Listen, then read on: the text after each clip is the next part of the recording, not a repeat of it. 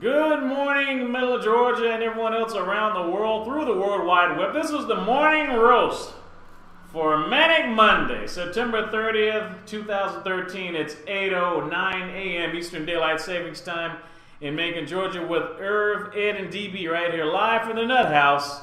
This is the morning roast. The Firehouse this morning. The Firehouse, yes. Live from the Firehouse. Live from the Firehouse for today.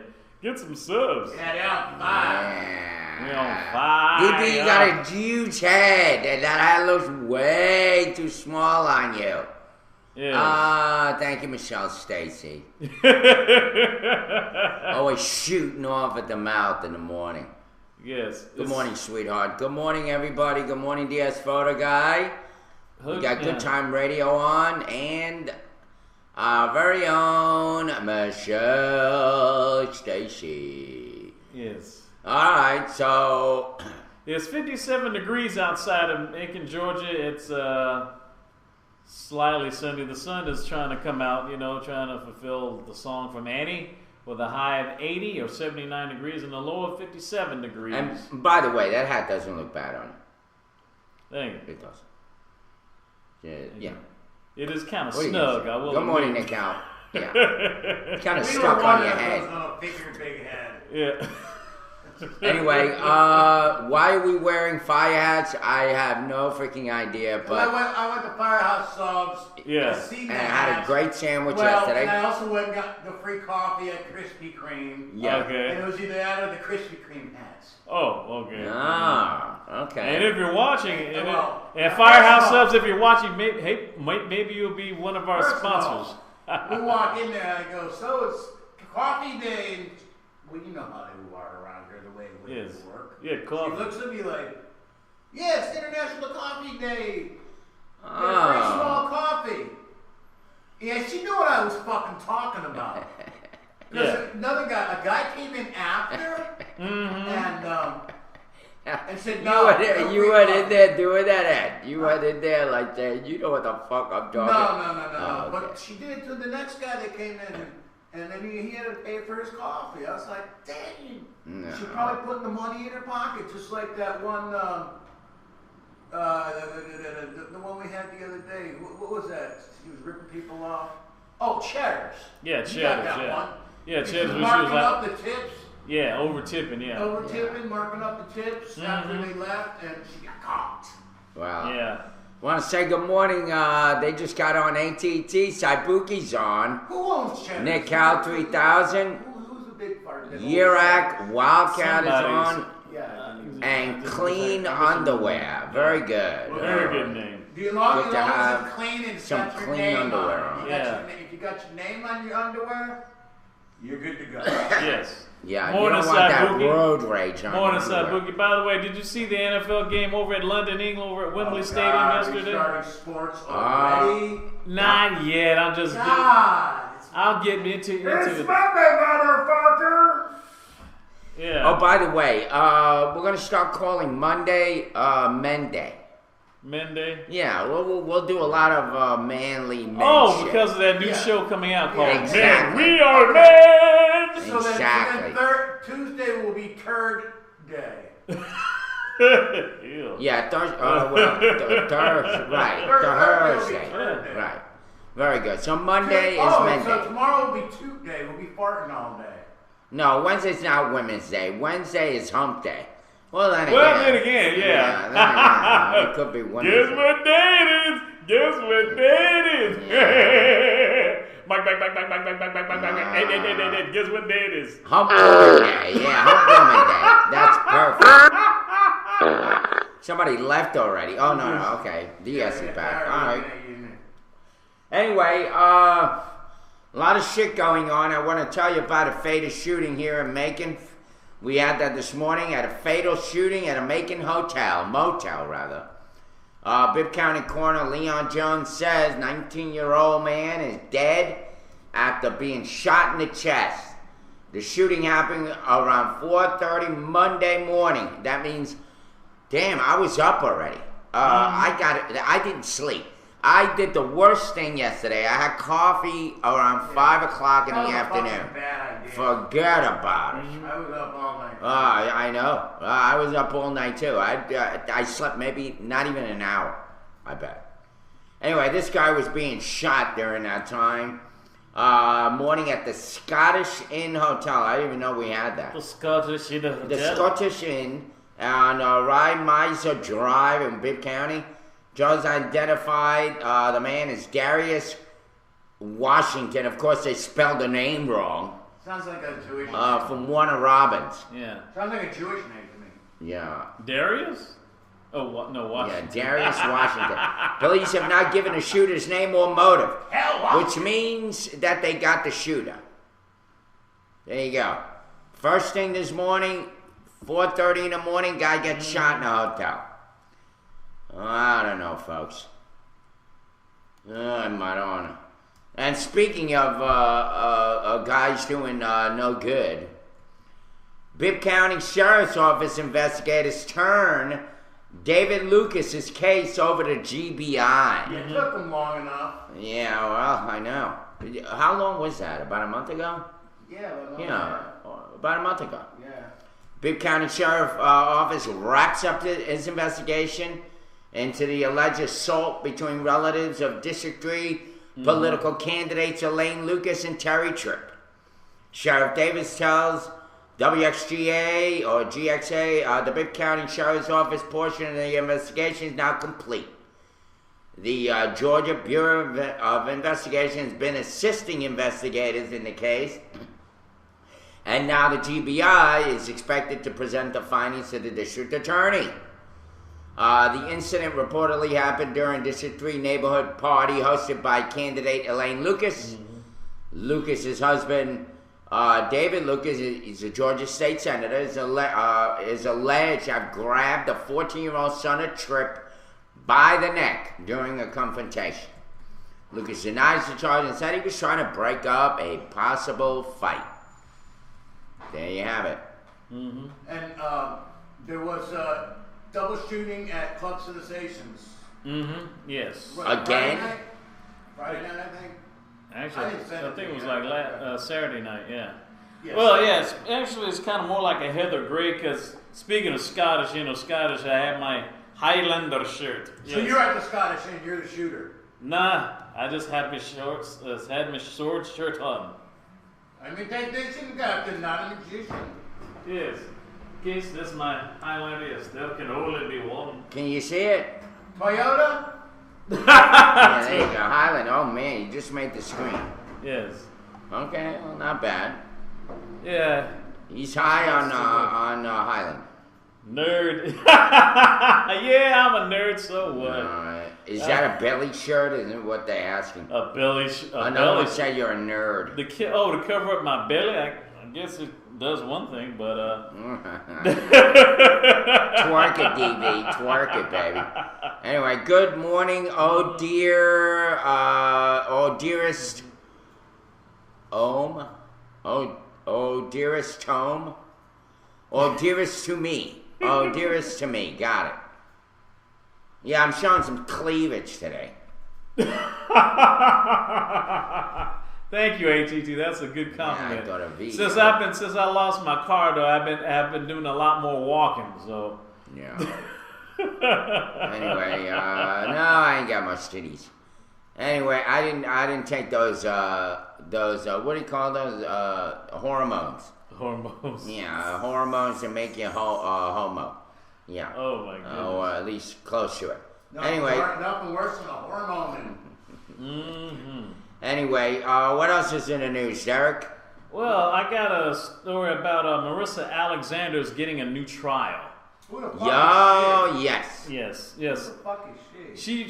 She was the one who tried to use the stand her ground, the same thing like George Zimmerman did, but it didn't work for her because, well, for one thing, she was in her garage at her house.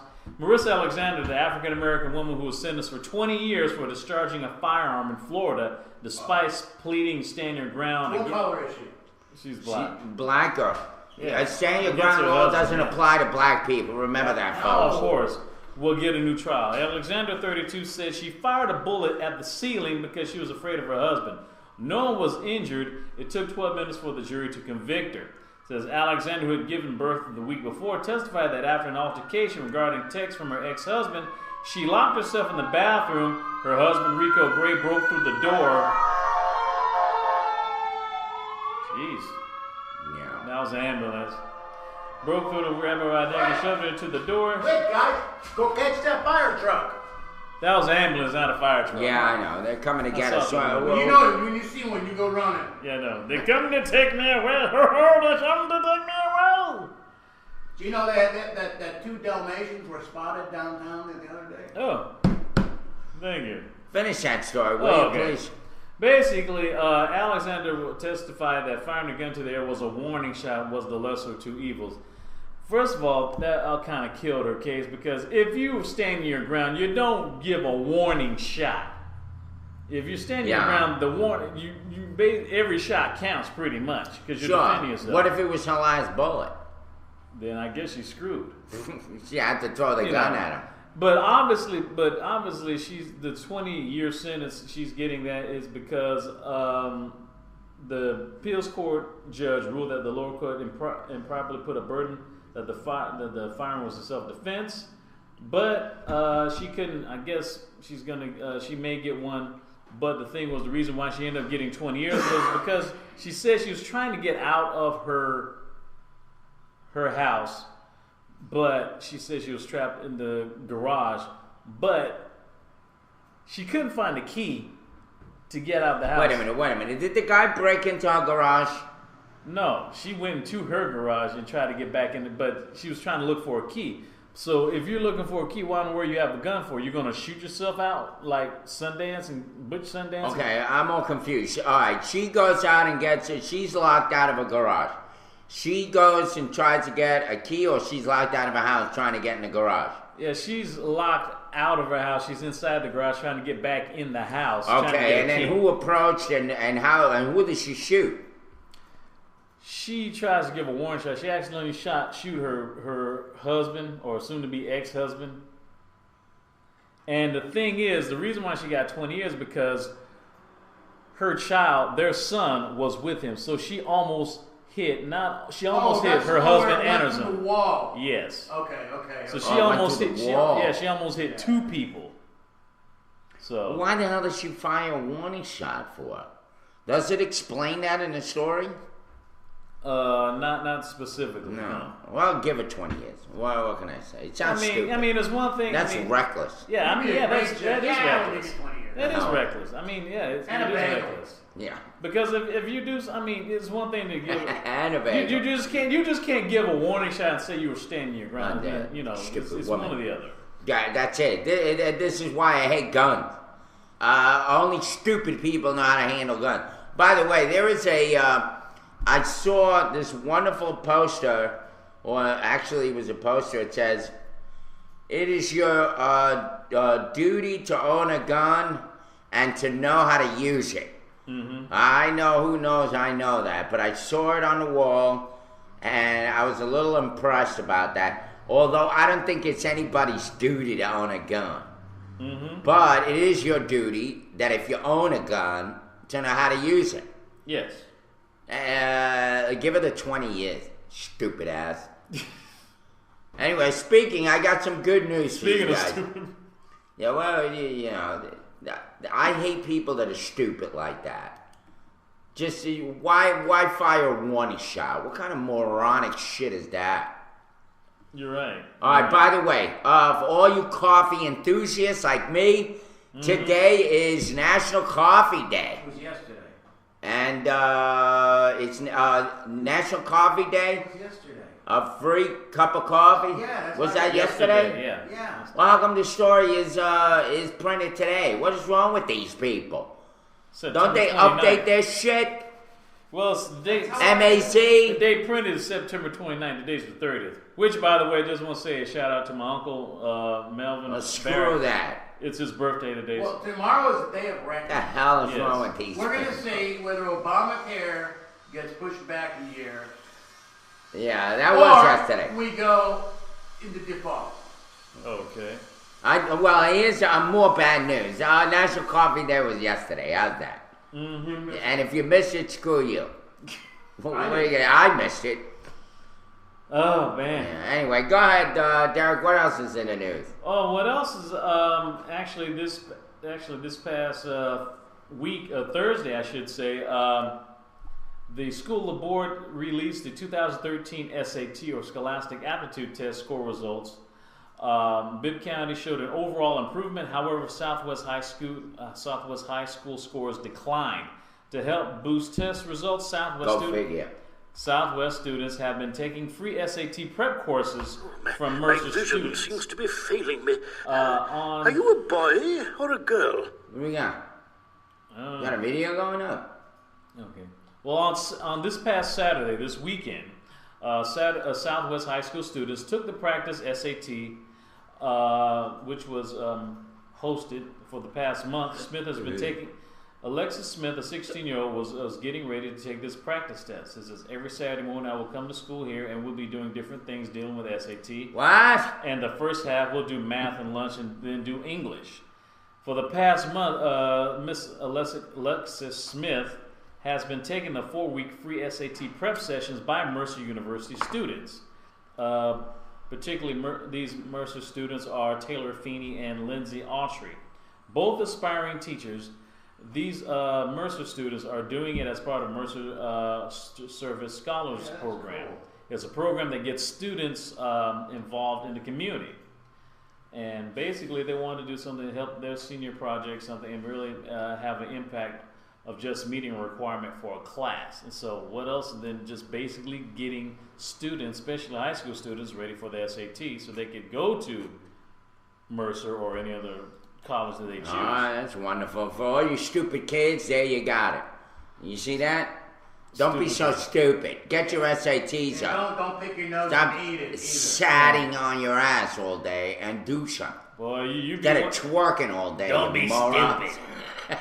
Well, you'd be one heck of a guidance counselor, Yeah. Irving, I tell you. Dumbass teachers, exactly. You're They all bitch and moan about not getting paid enough, but they're not doing anything for these kids. You're right. Says Walmart eye candy ain't what it used to. You need to go to the damn yoga classes there, Urac. Go to the yoga classes. Yeah, exactly. Enjoy that. Michelle, a moron may save your life one day at a mall by another moron. Possibly. I love you here forever. That's true. By the way, here forever, you're here forever. Mm-hmm. You won't be banned like that other schmuck. Anyway, guess what? What? We are gonna be in default. America is gonna go broke. We're gonna all be speaking Mandarin. Anyway, We're taking the order at an American restaurant in China. One from column A, 2 from column B. Well, what looked like a last-minute game change, it didn't happen. They're still doing this hot potato. In the move, it's a move that makes a shutdown appear very likely. Okay. House Republicans yesterday approved a spending plan early Sunday morning that would delay Obamacare for a year and repeal its tax on medical devices. The temporary budget resolution now goes back to the Senate.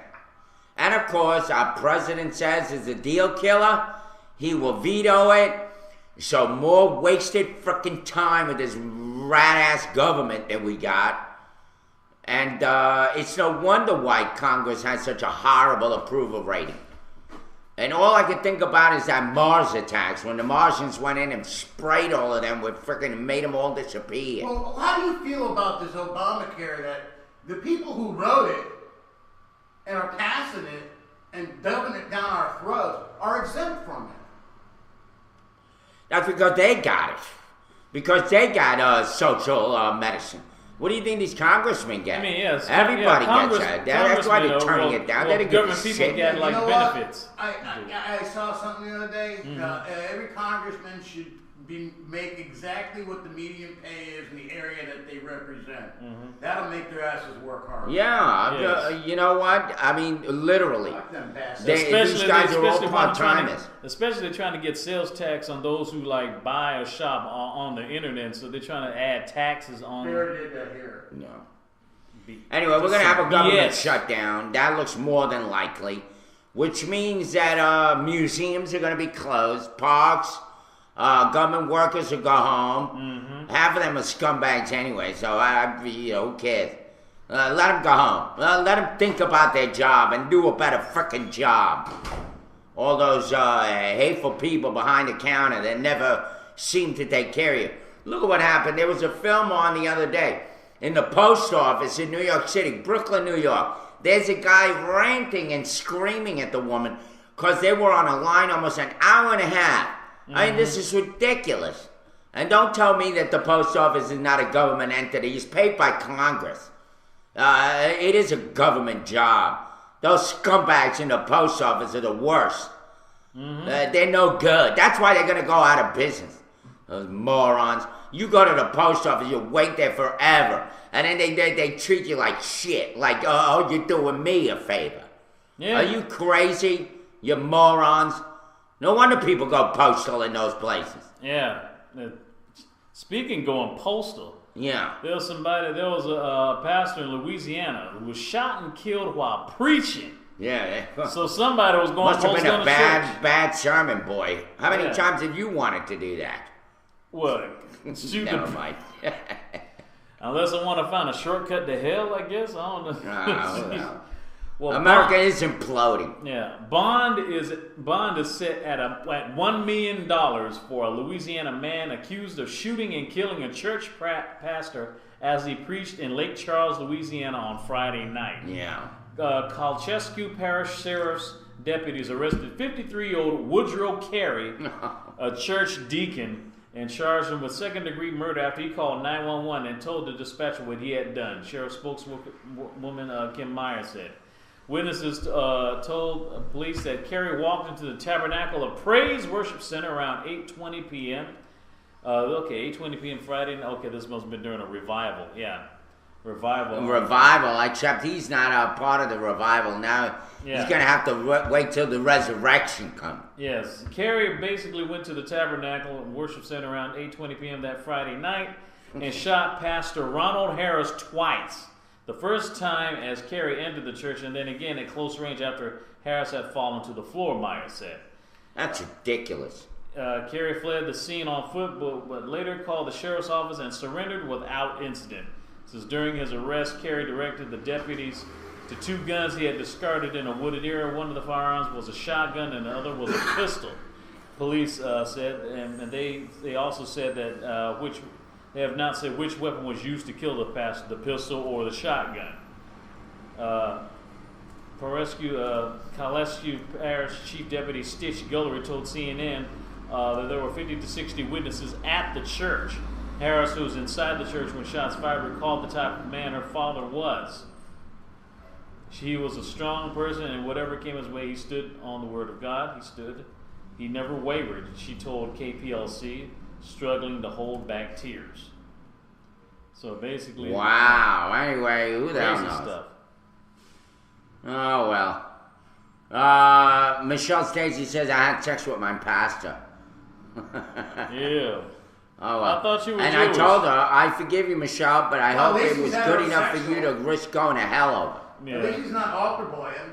Yeah, that's true. Well, listen, this is terrible news. A deacon overstepped his boundaries and shot and killed a minister. Now, I just want to know, what was the message that he was preaching? Doesn't say. No, it doesn't say what type of message. But even still, there's one thing if you're going to disagree, but disagree to the point like, I don't believe it, pow. I mean, that's well, I mean, first of all, I don't advocate guns in church. Anybody that brings a gun in church is a screwball. Oh, yeah. But at the same time, who the hell knows what kind of bad blood was going on between them? I'd like to get that story a little bit more filled in. I mean, there are times when you go to some sermon where the minister's like screaming his head off and just making you angry. They really don't have to do all that. Remember the funeral? Yeah. That guy was going on. Oh my God. Oh, it was awful. Maybe that's what that guy did. So I mean, some of these messages, some of these preachers feel like they got to scream their head off. And then I can't stand when they go, and Wednesday, it's like, what the hell? Nobody talks like that, you moron. And then he says, Nobody you talks are like healed. that. Yeah, and I will tell you. It's like, what are you, a freaking Nazi? You look like Adolf Hitler up there, you stupid ass. You're supposed to be inspiring people, not screaming in their ear. Well, that wants to be yelled at on a Sunday morning. Ministers, do you get it? Yeah, back up on You the people Scotch are whisky. lousy at ministering. You're all screaming your head off. What the hell? That's what you got me for. Yeah, you have this show for doing that. Yeah, we don't need to have that shit on Sunday. You go in and you're trying to connect with God and it's screaming in your ear. You know what's so What is ironic? that all about? You know how ironic about that? Martin Luther King's mother was actually shot at a church. Oh, is that right? Yes. This is back in the 70s. Yeah, I mean, I don't know. I just can't stand when some of these ministers, they scream their head off for no freaking reason. And then they start Because screaming it's not like they at don't the have top of their microphones. lungs. Yeah. Like, who the hell? And it happened during Junebug's funeral. Mm-hmm. We're sitting there, we're mourning over this guy. This minister gets up, and then the guy doesn't even know how to lead a song. He forgets the freaking words of the song. How do you forget the words to What a Fellowship? That song is almost like Mary Had a Little Lamb. It's as simple as nothing. And you couldn't figure out the words. And even reading them, he couldn't figure them out. He couldn't sing it right. And here I am, I'm all into the song, and I couldn't sing it because they were all out of tune. What the hell? Get your act straight. You people have enough money to build these monolith, gigantic buildings. You can take some singing classes. Learn how to preach. Diabolical nutcases. Woo. Yeah, Well, I guess since we're on the subject of Thank religion, since we're on the subject of religion and faith, here's another story. I love ATT. I guess. God, holy man, another one. Yeah. Oh, So, look at that. Oh, jeez. I swear to you. back to back. Unbelievable. This one is a doozy. This one is going to whack you right off. Okay, go ahead, Yeah, man. Derek. This is the wing dang doodle of the hour right here. Right here. You heard it on the morning roast. Thank you, clean underwear. So far, you and who was the other one that always says Earth for present? Oh, hydroponic. Yes. All right, go ahead, brother. Here you go. A holy man castrates himself after India guru Ashram Bapu was arrested for raping a 16-year-old girl. There you go. That's what you do. Whack it off. Yeah, see that's what they need to do. That's what a whole lot of Catholic priests should be doing to those. Holy man, holy shit is what he is. Yes, a Hindu holy man castrated himself in India this past week following the arrest of a popular preacher, Ashram Bapu, revered by millions across the country for his sermons on enlightenment. Police had charged the 72-year-old guru with raping a 16-year-old schoolgirl at one of his ashrams or religious centers back in August. Authorities in the northern Indian state of Uttar Pradesh found Baba Premdas, a 60-year-old follower of Bapu, bleeding at his home in Amethi from apparently a self-inflicted wounds, City Police Chief Alankrit Singh told CNN. Nikhil says it'll grow back. Don't worry, Ash. God. Oh, I doubt this one. Premdas He's 72 years old. I mean, come on. Give me a break. Premdas was admitted to a local hospital and then taken to a bigger health facility for surgery where his condition is stable, quote-unquote, said Singh. Asked whether his act was related to the arrest of Ashram Bapu, Singh added, "We have heard such things, but all this is unconfirmed."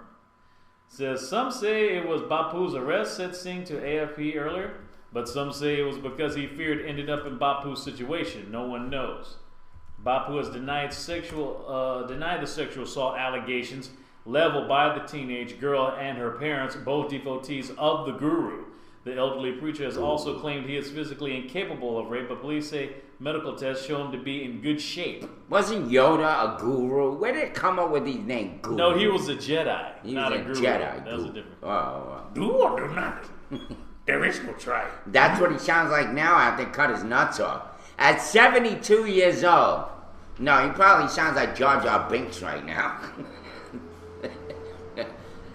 I am in the state of Nevada. Let me just say this. 72 years old. He didn't have much use for it much longer anyway. Get rid of it. Get rid of it, you horny old man. 72 years old. How dare you?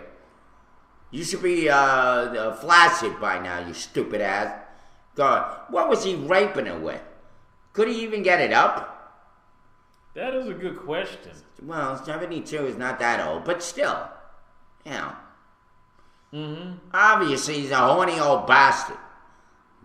And still... How's your dick hanging? It ain't hanging anymore. Get rid of it. Yeah, yeah. That old take that stem off piece the of apple. crap. Get rid of it.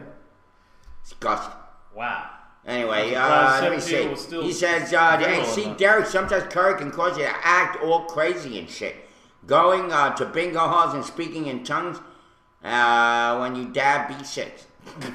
Oh, jeez. Oh, my goodness.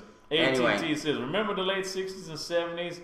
Indian gurus flocked to the USA and making millions, starting cults, and raping He women. cut off his couscous. Yeah. Anyway. By the way, you know, I was watching Saturday Night Live. Mm-hmm. They got like 6 new people. Oh, yeah. That show is not funny. There's something wrong with it. This guy, Lorne Michaels, hang it up already. The show looked terrible this week. I think they're gonna stop when they reach 40 years. So I mean, they Yeah, started at 75. I hope so. You know, it's But like I that want to at man's least get. I penis. want at least Cut get. it A, off. I want at least get on a couple episodes on the show. I mean, because I think I'm funny enough to be on there.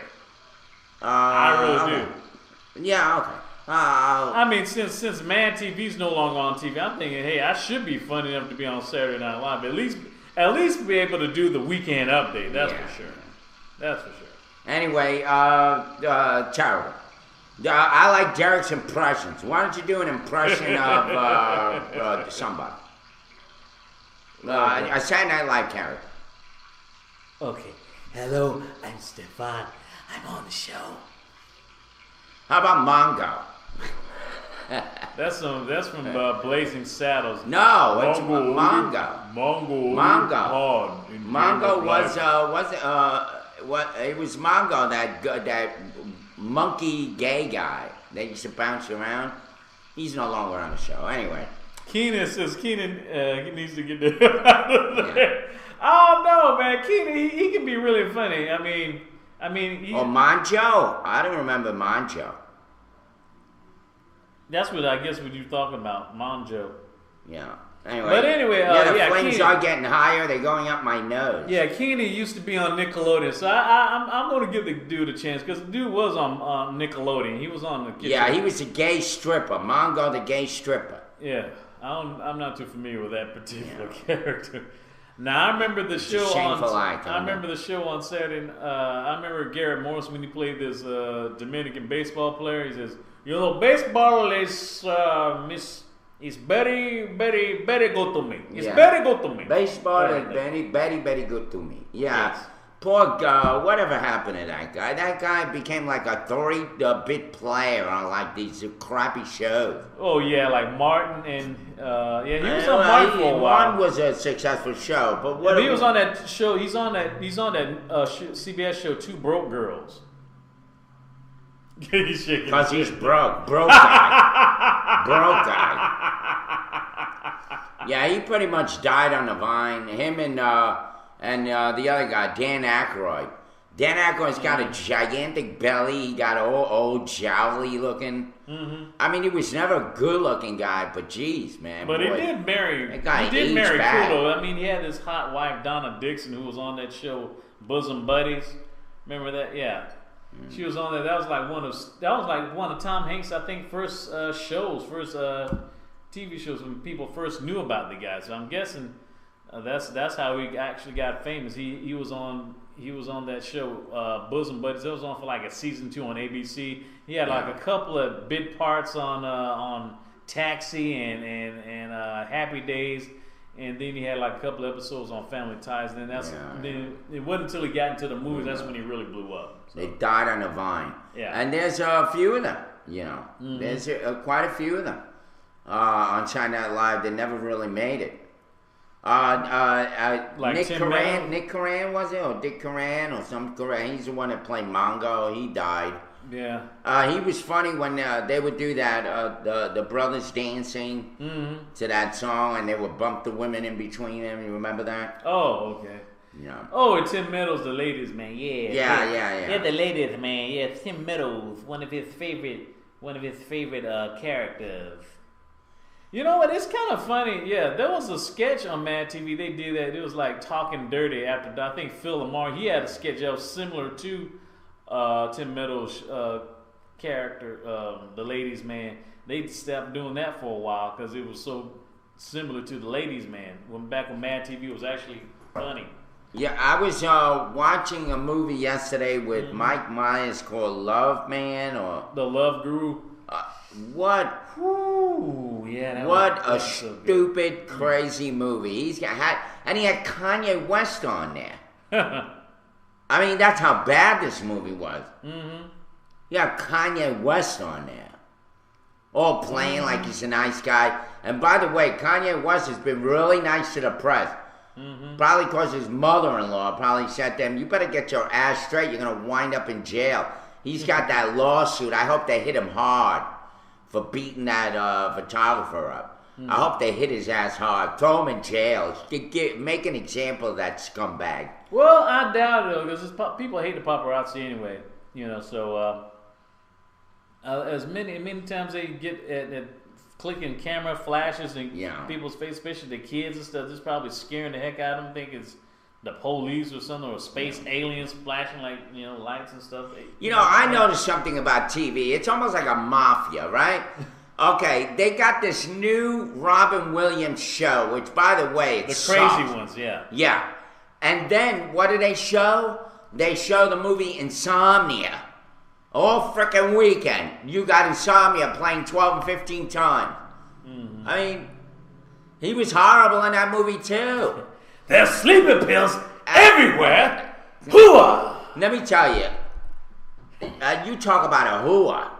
That guy's a hooah. He does all these movies that are not even funny. Robin Williams. He wasn't even funny on Mork and Mindy. I used to hate that show. You used to hate Morgan Mindy? I didn't like Mork and Mindy. Never did. I always thought it was a pain in the ass. No. That's not funny. It's not funny. He's too manic. There's only one manic guy around here. That's it. I'm serious. He is not funny. Now, he was good in Mrs.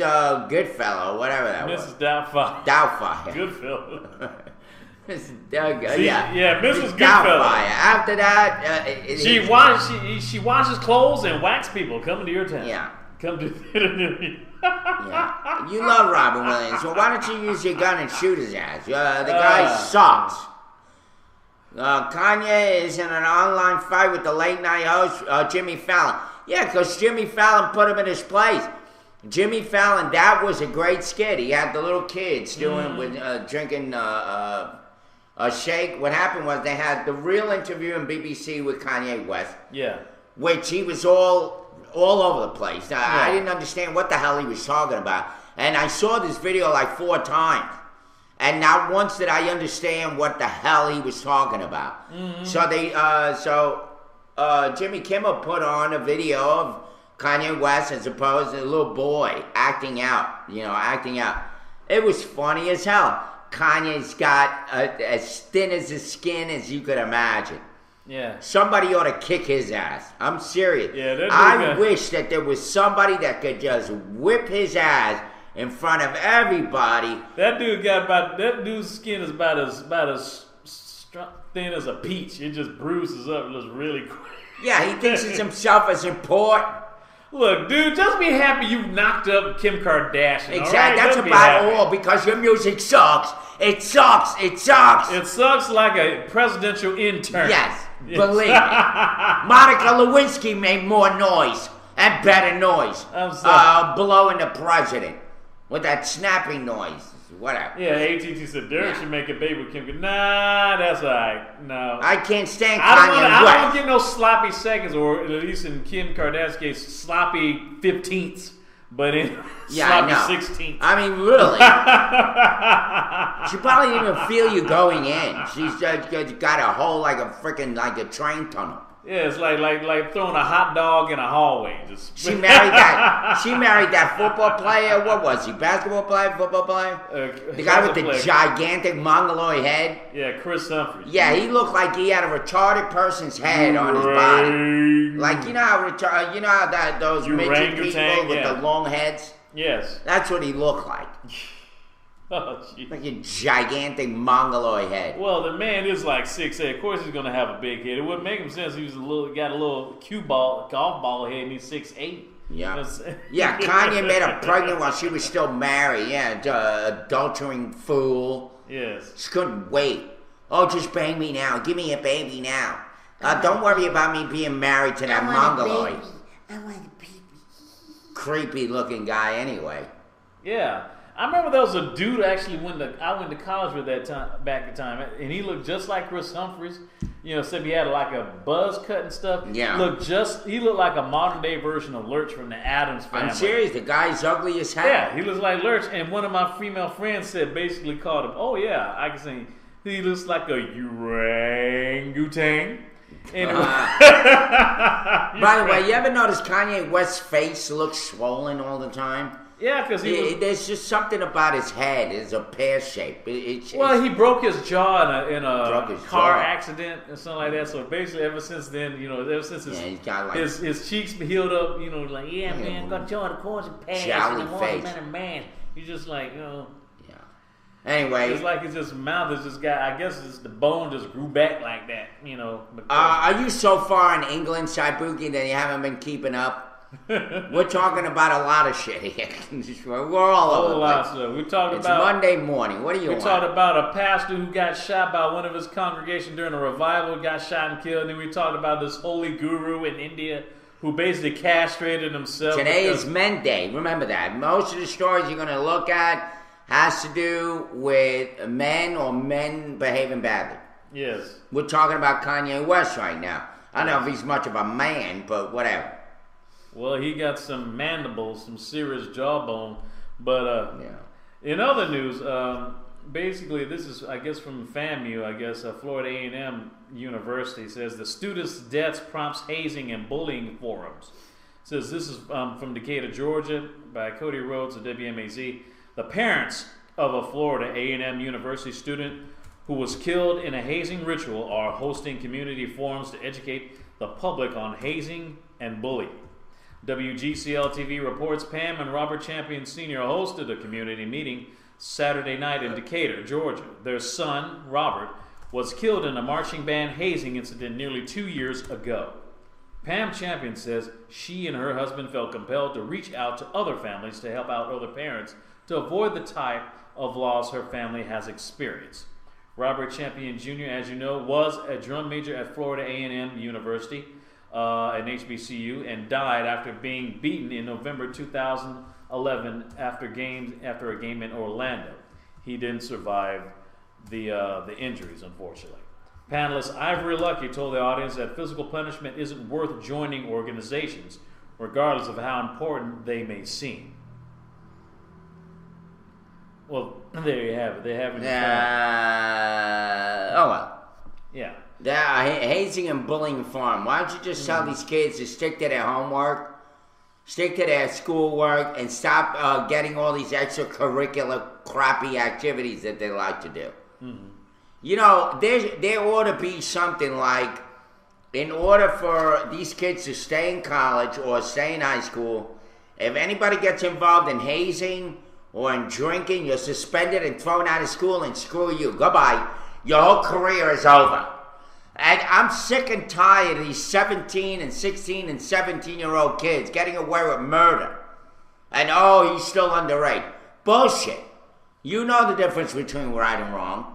Give him a hard lesson, a hard lesson. You want to screw around? Get out of school. Get the hell out of here. Go find a job in McDonald's. Get out of here. That's why I was so mad that they were suing that football player up in that they trashed his house in New York. Yeah. And the parents were in an uproar. Oh, my kids you're going to ruin their career. Screw you, lady. Yeah, or man, or whoever you are. Screw you. Your kids deserve it. You're all a bunch of screw-on meth heads anyway. They're all into that show that just went off the air. Now everybody's Breaking Bad. Now everybody's like on a binge, like, the show is over. The show is over. What's next? Please. I will say this though. Well, they're not Breaking Bad. They're Breaking Stupid. But anyway, I will say this though. I really enjoyed the finale of Breaking Bad a lot more than the one from The Sopranos. That was a cop out. They just turned the lights out, just went black. Why don't you just go ahead and say that Tony got whacked, and Tony and his family got whacked, and that'd been the end of it. But no, they want to go out like some sucker punk. I'll say this though, I do have a lot more respect for Walter than I did Tony Soprano. Because Tony Soprano, he was already bad from the jump. He was already into the family. He was already into the mess. Walt was basically a high school teacher, a chemistry teacher, who got screwed over by the government, the Board of Education. They couldn't afford, he was dying of cancer, and they couldn't afford keeping him up because they couldn't afford his medical plan. So they fired him, so he had no other choice but go into a life of crime. I'm not condoning what he did. Whatever happened to shows like Father Knows Best, Green Acres, things like that. What do we got? We got shows on dysfunctional families. 2.5 Men. Okay. Yes. Another one. Law and Order. No, Law and Order is pretty. That's a cop show. CSI. No, a family show. Oh, okay. I guess a family show. We got well, let's just say Two Broke Girls. Two Broke Girls. Yeah. We got that other the Mike one, and Molly. The one with the guy from Married with Children. Oh, Modern Family. Yeah, Modern Family. Modern Family, yeah. Right? What else? We have that piece of crap show that you just named. The Middle. Yeah, you got, what's his, Robin Williams. Robin Williams, yeah, the crazy ones. That's the crazy ones. You got all these shows that are just completely all sucky. Mm-hmm. They're not funny. They try to be funny. Is sucky a word? I mean, if you go to Nickelodeon, even... Nickelodeon, the shows years ago were a little bit more interesting. Not that I watch it, but sometimes you'll switch channels and you just stay there a minute and see what it's about. They all just suck. They got these pin-headed college boys and girls coming out of college. They know nothing about life. They know nothing about getting along with people. They know nothing about interacting with people other than just other pin-headed students. Yeah. And they try to create these shows thinking that they know all that. They don't know shit. Well, most of them are just basically reality shows, or at least sitcoms formatted in the form of a reality show, like Modern Family, matter of fact. ATT, I agree with you. I mean, it says you don't like any show promoting making meth. Well, yeah. I mean, if you're going to talk about Breaking Bad, we got to talk about The Sopranos. I mean, I don't like any show that promotes organized crime. You know, I'm just saying. Yeah, I mean, literally. I mean, that was the one. That was The Soprano. Yeah. You had Dexter, this guy that was killing people, murdering them, because he thought it was a good thing to do. Just putting that shit in people's heads, and that's why you got these maniacs running around trying to be like Dexter now. Mm-hmm. It's outrageous. And then on television, what do they have? They have Friday the 13th part 1, 2, 3, 4, all the way to 13. Yeah. And truthfully, let's be honest, AT. You know, doggone what? If those guys knew that Tony Soprano was talking to a shrink, talking about the stuff that he did, dealing this dirt about the people that he whacked, he would have been killed himself. He would have been dead a long time. He wouldn't even made it no seven. Yeah, how many times they're gonna blow up Jason? Just that guy's like worse than Robert Rickett. You just don't know how to go away. Go away. Shoot, have they ever You have thought to about, turn. have Come they- on. I mean, have they ever thought about just go saw on his ass, just chop his head off, his arms and legs off? Jesus. It's not like he gonna go sew himself back together again. I mean, come on, they're just just No, chop the him last up. one I saw, supposedly, some guy comes out. This girl had like these superpowers, and she drags a guy out of the water and grabs him around the neck with a chain and pulls him under. Supposedly he's dead. He's not dead. We all know Mike Myers. Is it? No, it's Jason. You Yeah. see, I can't even figure out who's who anymore. How about that? It's Jason, Mike Myers. Who's the other one? The Scissor Freddy Man. Krueger. Freddie Krueger. Yeah, and Leatherface from Jason Voorhees from the Telegraph. yes, I mean, jeez, man. Jason. And Leatherface, from But Texas Friday the Chainsaw 13th Massacre. is the one with the worst and most, by the way, Girls Tower. in scantily clad underwear. Yes. getting- Hey, Tower, don't Yeah, you hate know. remakes? Don't you hate remakes? Or not remakes, what do you call them? When they Sequels. Sequels. Don't you hate sequels? Yeah. There we go. I guess you don't. Alright, boy, that hour went by quicker than me on laxative. Yeah. Yeah. Well, it's 9 o'clock. It's 9 o'clock a.m. Yeah, Eastern yeah, Daylight we Savings Time. It's 58 degrees outside of Macon, Georgia. 58 and somewhat sunny with a high of 80 and a low of 57. You're watching the Morning Roast live from the From the Firehouse. Firehouse today. We'll be right back. Don't go anywhere. The series finale of And we are back. Wow. Good job. Yes. Yes. Yes. Thank you very much. Those some great videos, Hey, eh? son, join me. Yes. You know what's so funny is that they made that video how many years ago? A few years back, yes. As you know, we're back. It's 9:08 a.m. Eastern Daylight Savings Time. Welcome to the second hour of the Morning Roast with Irv, Ed, and DB. It's 9:08 a.m. Eastern Daylight Savings Time. 58 degrees and sunny in Macon, Georgia, with a high of 80 and a low of 57. Can you smell what the roast is brewing? Well, the Happy Men Day. Yes. We're going on all cylinders here. Yes. All men. Men, Only men, men. men, men, Men. That show's not funny. Once Charlie Sheen left that show, it's over. That show was over when Charlie Sheen left. Oh, yes. Yes. That Ashton Kutcher guy, Yeah. he likes old women anyway. Well, Old married speaking of new shows and stuff, we talked about Robin Williams' new show, The Crazy Ones. They had their 11th, I think their 10th or 11th season of 2.5 Men last week. They had on there this brand new show, this brand new episode. It started off where there was this young teenage girl. She's like about 19 or 20, 22 or something like that. Yeah. And find out that she's the lesbian daughter of Charlie Harper. You know, I thought this guy, Peter Lorre, or whatever his name is. Chuck Lorre. Chuck Lorre. I thought this guy hated Charlie Sheen. Why is he bringing up Charlie's name? Well, And that is Charlie's a character. I mean, character that is a again. character. Even though his character is dead, but at least, they're just trying to, at least for those who still have I mean, a that's Charlie a stab face. in the back.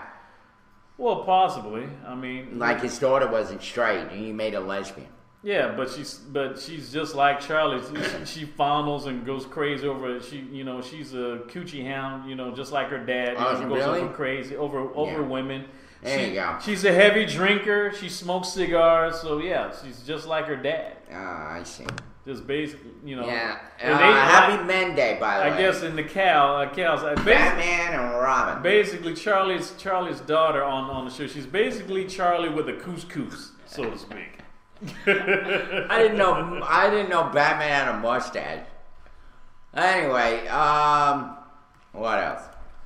What else is in the news, Derek? Let me see. Boy, What do we let's got? see. What else? Let's 211 game suspension. A lot is riding on it. He's still owed $80 million of a $275 million contract. And much of the decision is going to be an independent arbitrator. And Rodriguez's suspension was far longer than punishment handed to 13 other players connected to biogenetics. Mm-hmm. And the stakes are high, with Rodriguez's career and legacy hanging in the balance. There you have it. Alex Rodriguez is going to fight tooth and nail. He's got enough money to pay these lawyers. Yeah. And by the way, has he been doing well this season? Obviously, the Yankees lost. They're gone. Yeah, they're not making it in the playoffs. I think the Braves are making it, right? Yeah. They got home field advantage. Great. They got the second highest, matter of fact, they got the second highest record in the National League right now. There we go. We can use it, Enjoy. We can use a little bit of good news around here. Mm-hmm. We got now the government shut down. We have Alex Rodriguez fighting. I wonder what happened with this other kid, the football player. Mm-hmm. What's happening with his murder case? Oh. Not much in the news about him. I guess he's just sitting and rotting his ass in jail right now. Mm-hmm. But, and meanwhile, Amanda Knox, that girl that killed her boyfriend or something like that, the latest chapter in the long battle, she didn't show up to court. And it's a retrial over the 2007 killing of a British roommate, Meredith Kircher. She was convicted in 2009 for murdering her. She was an exchange student. And her ex-boyfriend, they were overturned in 2011 for a lack of evidence. So, wait a minute. Isn't there double jeopardy? Well, this is not here in the United States. Yeah. That's right. This is in England. Who the hell knows what kind of laws they got over there? Right, Saibuki? Saibuki on?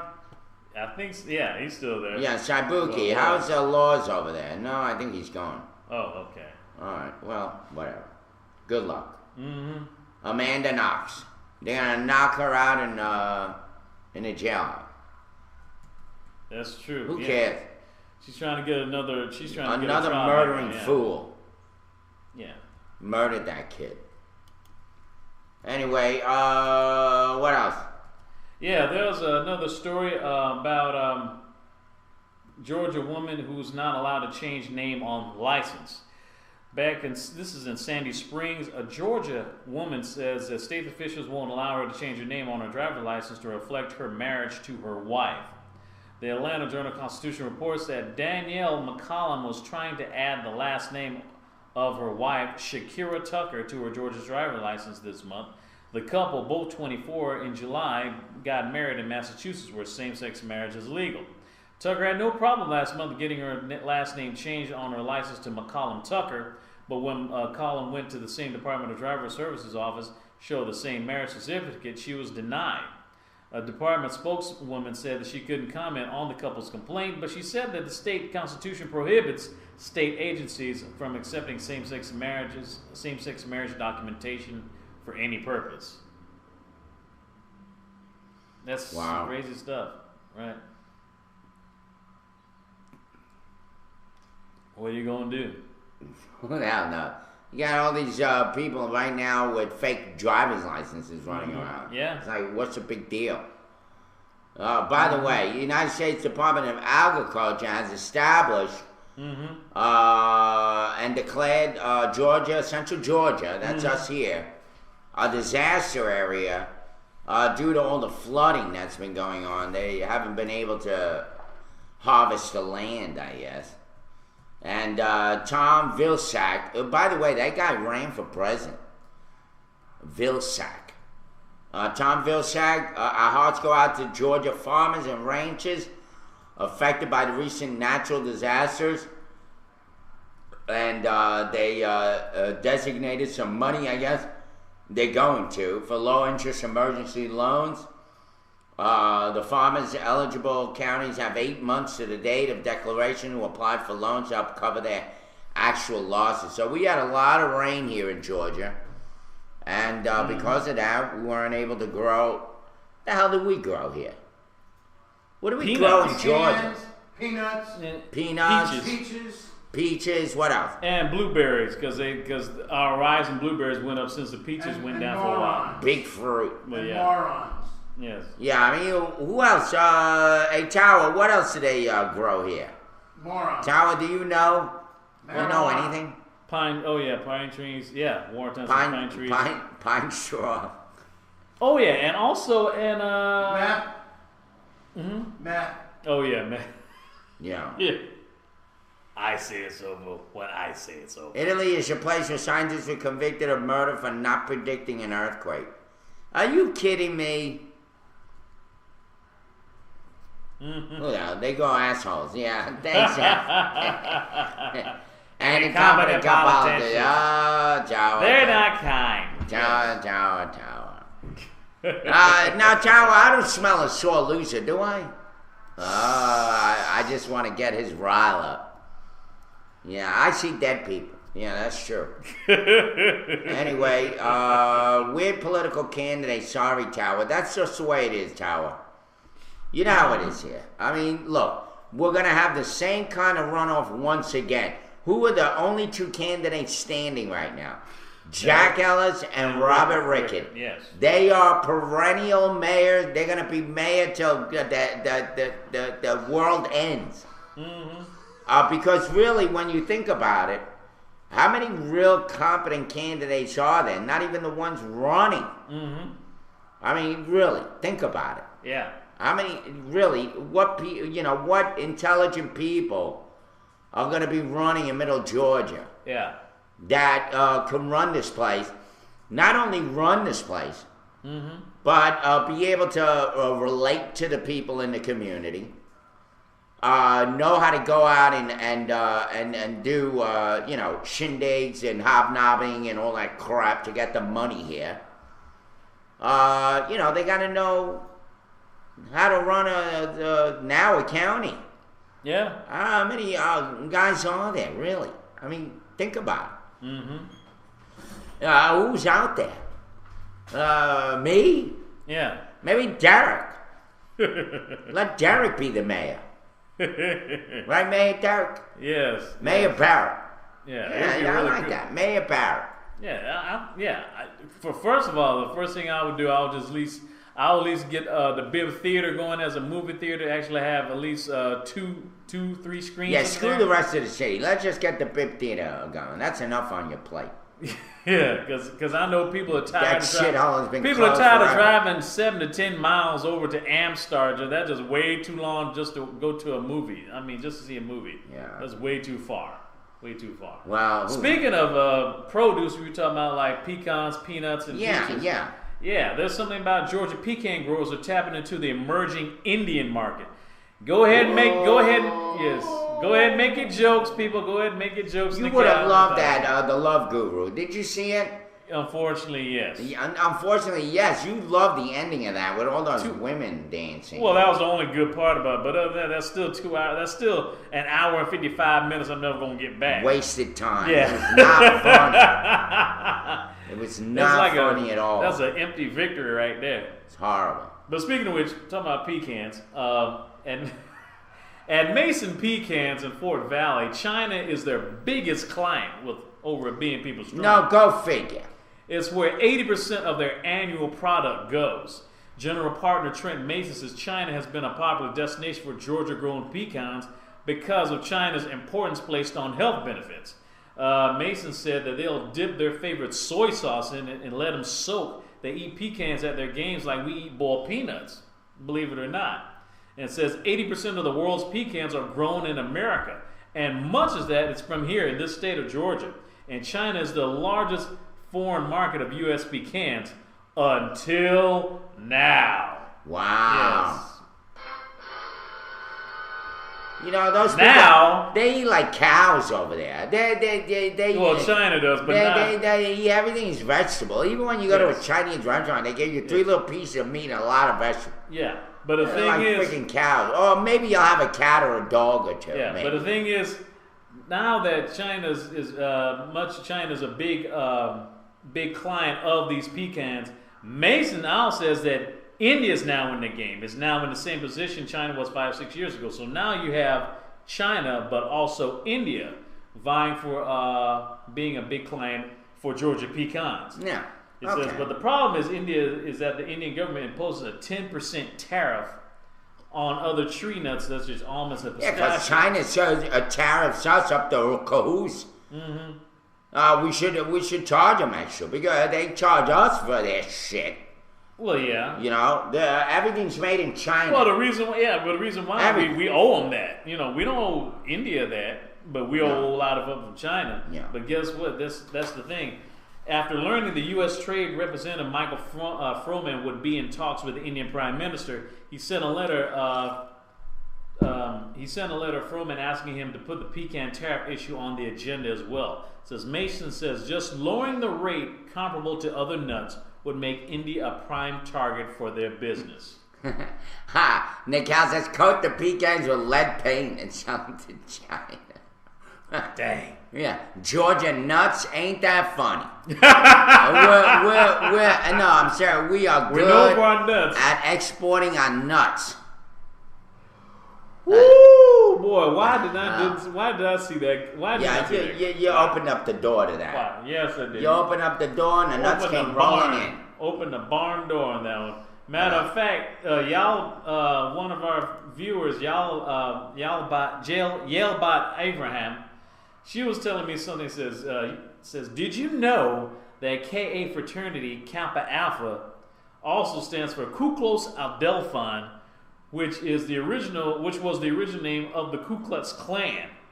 KA was founded before the Civil War, and the KKK was modeled after it. It says explains a lot about their antebellum fixation and blackface parties and stuff. Because a lot of college students and stuff, you always hear, this was back during the 90s anyway, about they always had these homecoming parties, probably a lot of them during Ole Miss or some other southern schools. And always in blackface, and they have the nerve to be upset. Why are they so sensitive? You know damn why they sensitive. Like you ain't never heard of Eyes on the Prize or seen the movie Mississippi Burning, you know. But it's kind of funny. The Kappa Alpha means Ku Klux Adelphon, you know, part of the Ku Klux Klan. Who would have thought? Who would have thought? And all this time, I thought when I was going to school over at UJ, I always thought that the KA meant Klansmen's Anonymous. Who would have? Klansmen Anonymous. Well, here's some eye-opening. Some more nuts. Some more. Yeah, more nutcases looking at it. By the way, in addition to phone records and email logs, the NSA uses Facebook and other social media profiles to create maps of social connections, including those. Where's your of American citizens. Really? Little delay. Yeah. The revelation was disclosed by the New York Times on Sunday using documents provided to the newspaper by former government contractor Edward Snowden. We assume as Americans that if anybody in the government is looking at your information, it's because they have a reason. Because you're suspected of a crime. Director of the Center of National Security in Fordham Law School. Yeah, right. You're getting paid to say that, you wench. But the documents do not specify how many American social connections are analyzed or whether they've been implicated in wrongdoing. The surveillance began in November 2010. So they've been doing this shit for over 3 years now. And it allows NSA analysts to use social media, geolocation information, which is GPS, I guess. Yes. Insurance and tax records, plus public and private sources. Right. Analysis of phone and email records. So this metadata shit ain't flying. They're doing it all. And the thing about it is that what pisses me off is that when all this shit came out and Edward Snowden talked about it, all these scumbags all denied it. Facebook, Twitter, we don't share our information. What a bunch of freaking liars they are. Anthony, I think you're right. You're going to get off of Facebook. Maybe it is a good idea. You know, what can I say? They have 100% of any data on any computer. Yeah. Fake FAR, what is that? Fake fear? Oh, it's fake fear. Okay, well, you tell me. You know what? Maybe I understand why people with guns want them so much. Because they're afraid. They're afraid. You wouldn't be? I mean, I'm not afraid. Where are they going to find them? Really? Right. Ain't shit on Facebook other than the shit that I put up. But I will say this. What can I say? True. What can I say that hasn't already been said? Yeah. That's Right, Derek? Right. So, right. folks, make sure you know anything you put on Facebook is going to be looked at. It's going to be put in some lockbox, and if they want to come after your ass, they will. Yeah, just like that song from Outkast. Once you put it in the internet, it's gonna be on there forever, forever, forever, ever, forever, ever, forever, ever. Forever, ever, forever and ever, amen. I wonder how that guy is doing. I think he's recuperating okay. He's recuperating well. So. Yeah, I would hate to see him die. Yeah, talk about, as you know, that speaking of dying, you know, the Yankees won't be in the postseason, which may be a good chance for other teams like the Braves to do well. Want to talk about how Gattis of the Atlanta Braves, Evan Gattis had a 2-run homer among his 3 hits yesterday on Sunday and drove 5 runs in the NL East champion Atlanta Braves beat the Phillies 12-5 on Sunday to cap their best regular season in 9 years. The Braves won their first division title since 2005, and Atlanta will have home field advantage against the Dodgers in the NL Division Series, which begins this upcoming Thursday at Turner Field. Atlanta finished with its best record in winning 96 games in 2004. They won this season 96 and 66. After the victory, players gathered for a photo around a 2013 banner that was placed on a stand in front of the mound. So, thank goodness, congratulations, Atlanta Braves for winning, and they did well. And not how you start, is how you finish. They played their last game of the 2013 regular season by beating the Phillies 12-5. There you go. And into that, we'll just go into sports. Mercer is undefeated so Still far. undefeated. I mean, all right, they haven't been around for 72 years, but yeah, still. This is what, their 3rd game? 4th game. This is their 4th game, Their still 4th undefeated. Game. Yes. 4 in a row. Their PFL, I think PFL, that's the first Pioneer Football League game playing in its first Pioneer Football League game in program history. The Mercer football team proved all the critics wrong by forcing 7 turnovers to come away with a 31-17 victory over Drake University in front of another raucous crowd at Mercer Stadium on Saturday afternoon. How about that? There you go. Yes. You know, that's the best thing to happen to Macon right now is football. Yes, Even though, I still think it's, The Bears are 4-0, and they continue to stay unbeaten in their return to the gridiron and will now be on the radar of teams all over the country following a decisive victory over the 2-time defending PFL champions. Yeah.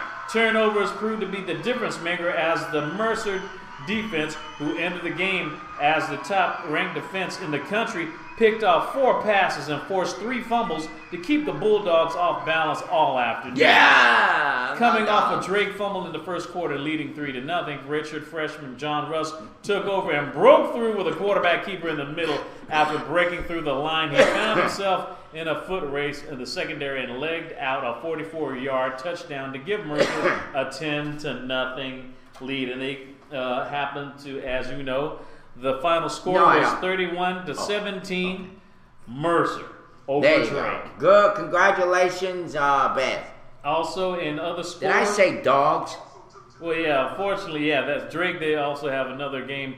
They're also the Bulldogs, too. I don't know why. There's only one Bulldogs. That's UGA, which I want to say congratulations to the University of Georgia by the way, who beat their SEC rival LSU Saturday afternoon, which was very incredible. I was so happy, so stoked for them because they need a winning championship. Also, in other sports, I was just checking out the scores. 15th ranked Miami, Florida beat South Florida 49-21. Soundly beat them 49-21. 11th ranked Oklahoma State loses to West Virginia 30-21. 12th ranked South Carolina barely scrapes by UCF, University of Central Florida 28-25. 8th place Florida State beats BC Boston College 48-34. 3rd rate Clemson slaughters Wake University. Yeah, baby. 56-7. It's like Friday the 13th, a complete slaughter. Yes, it was. Oklahoma beats. They finally 14th ranked Oklahoma beats 22nd ranked Notre Dame 35-21.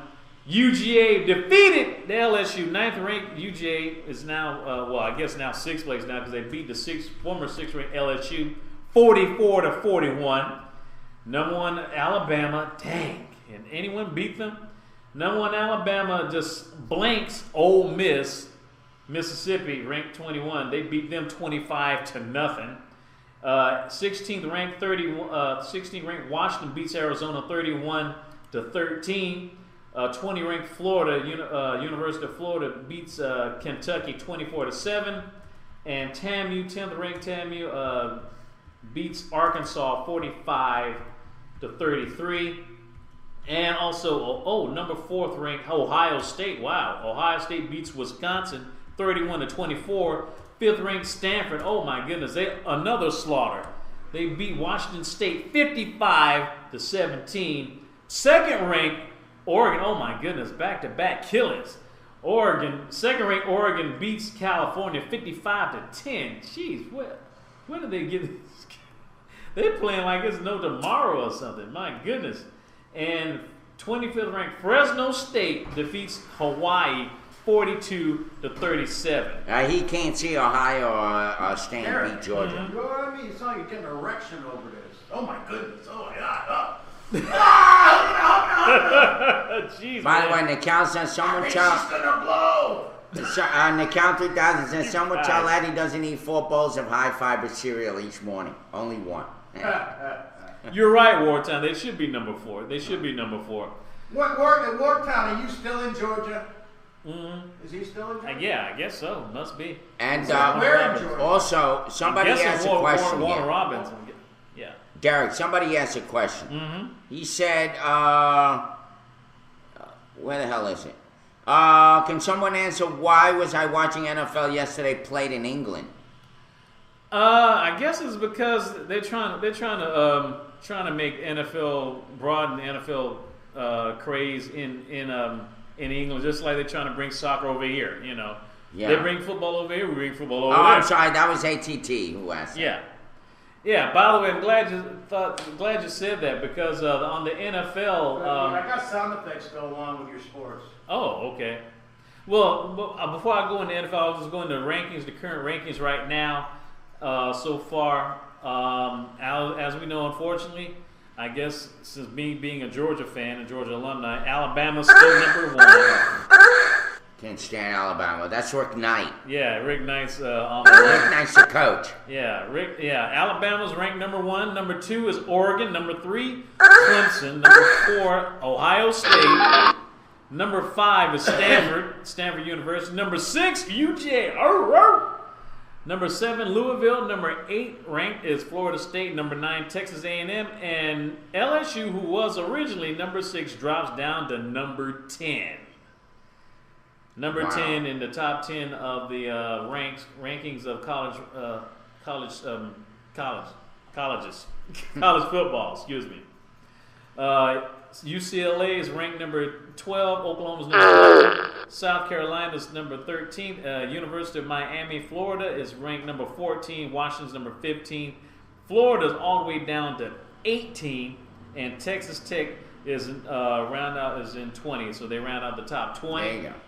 For NFL, of course, speaking of which, yes, there was a game in Wembley Stadium in London, England, yesterday and this past And why are they doing that? Why are they doing that? Because they're trying to spread the NFL football. They don't have rugby? Aren't they happy with rugby or soccer?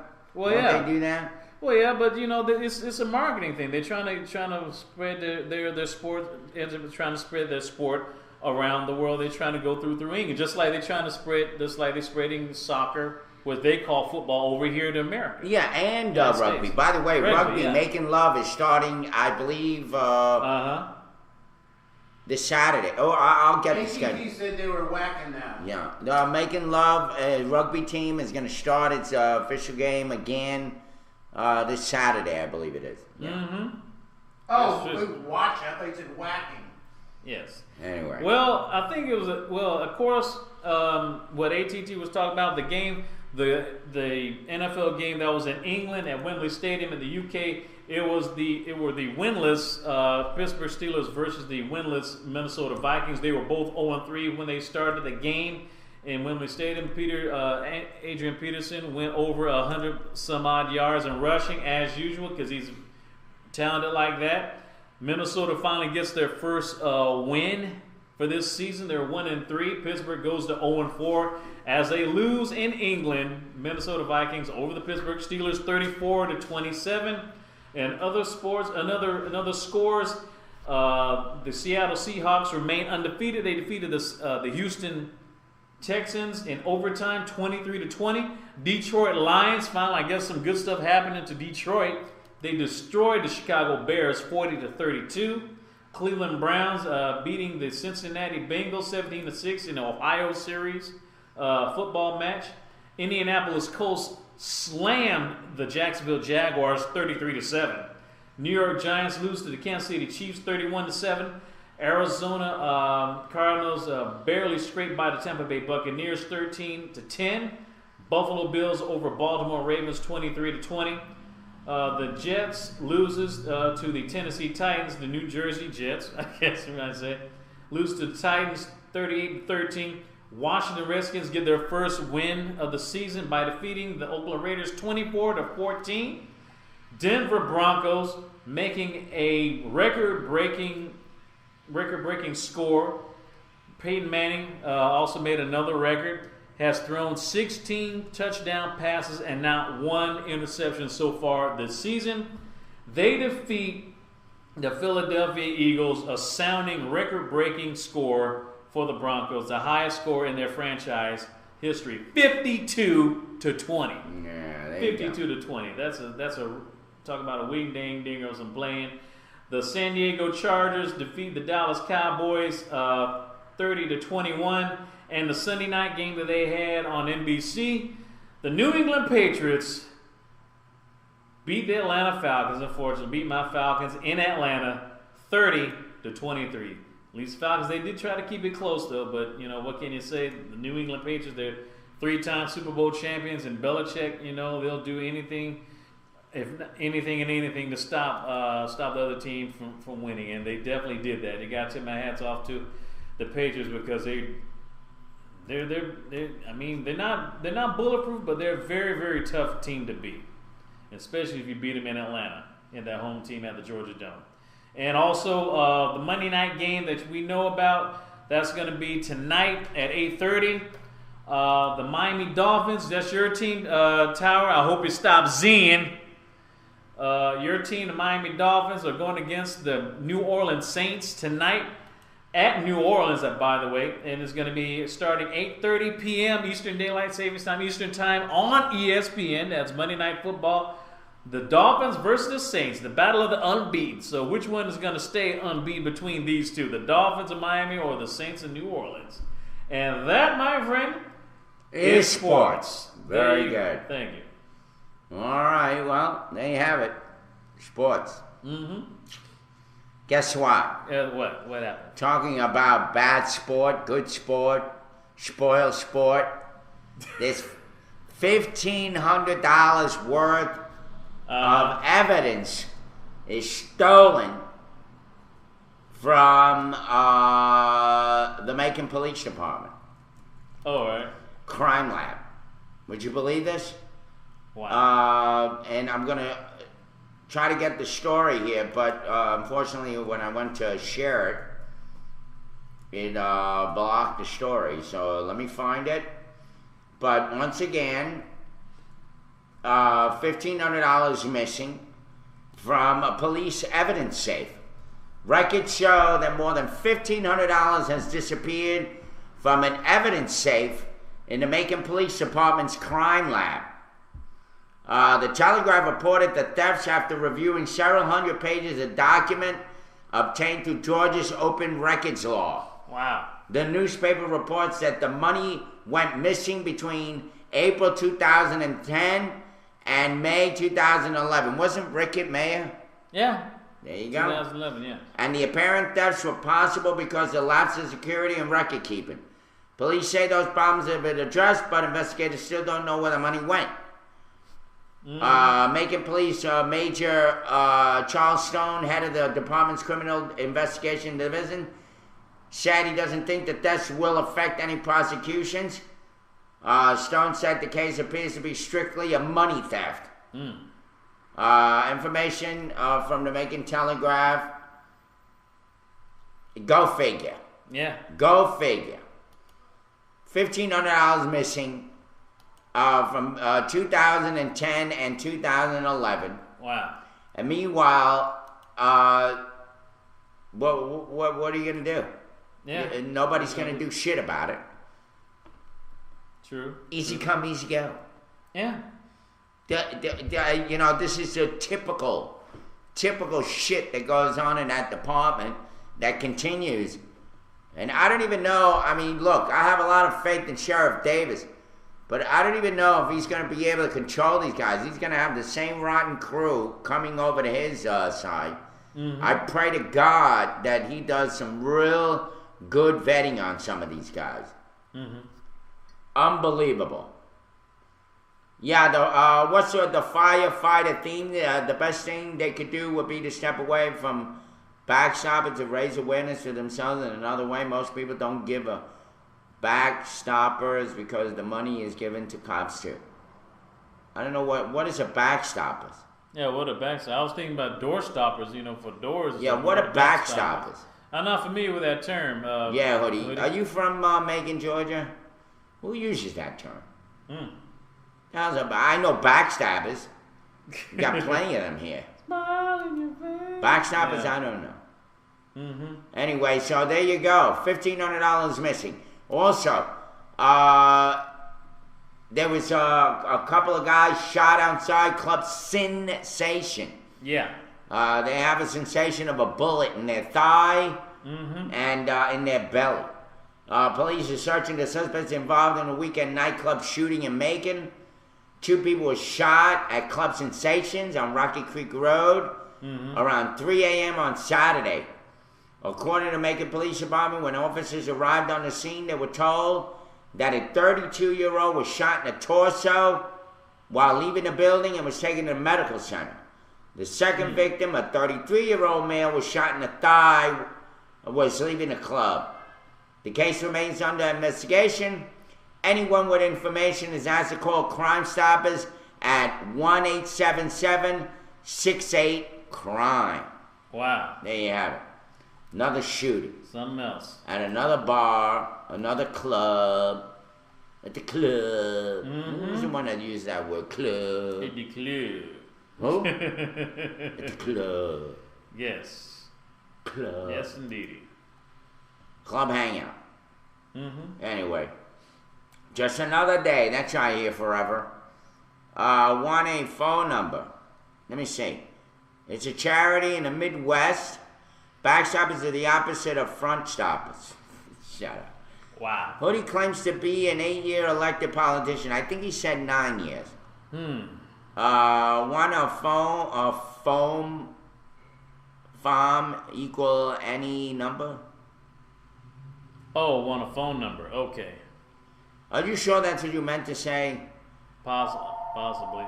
Well, maybe that's him on the phone. Hold on. Okay. Watching the morning roast live from the firehouse today. It's 60 degrees outside of Macon, Georgia, with a high of 80 and low of 57 degrees. We have a call. Hi.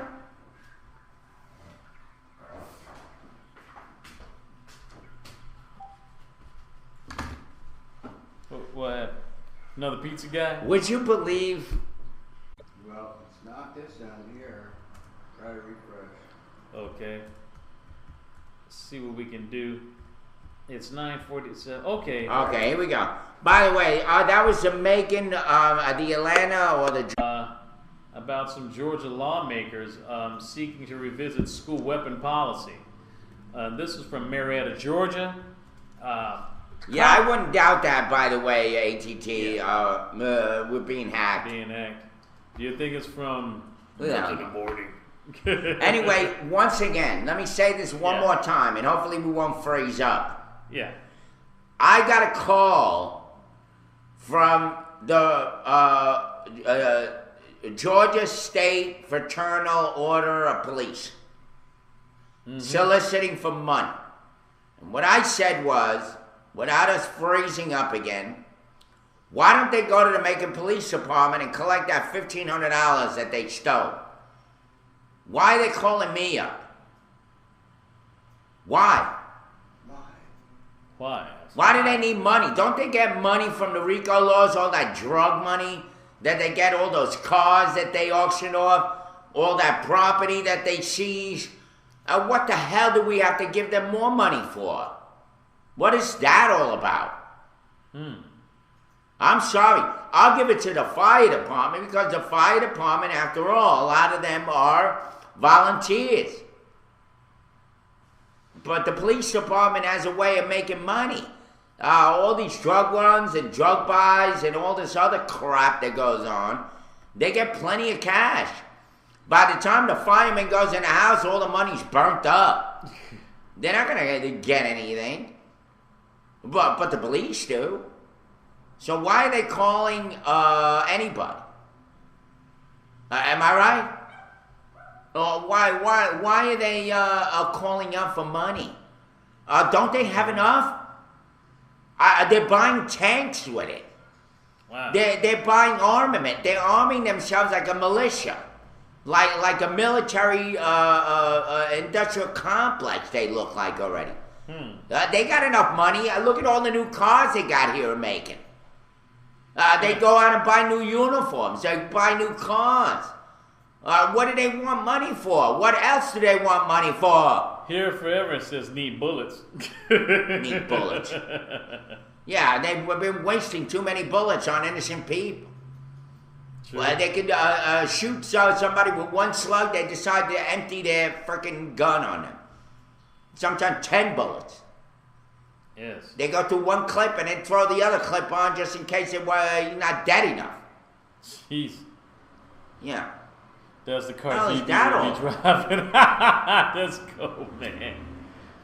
Speaking of weapons, Georgia, I love that, Ed. Yeah, Georgia lawmakers seek to revisit the school weapon policy. Wait, I want to interrupt you. You never did cover my story I sent you. They're giving away them free shotguns in Florida. I didn't get it. Yeah. Really? Yeah, they're giving away free shotguns in Florida. Really? We got a black screen. Goodness, I may have to find this one. They got black screen too. Oh, Mohammed Hussein is on again. How are you, Mohammed Hussein? I don't see the story. Yeah, I like Mohammed Hussein. Can you resend it to me? I guess I can. If I get arrested, I'll poop in my pants, cry like a baby, and beg for help. Yeah. Yes.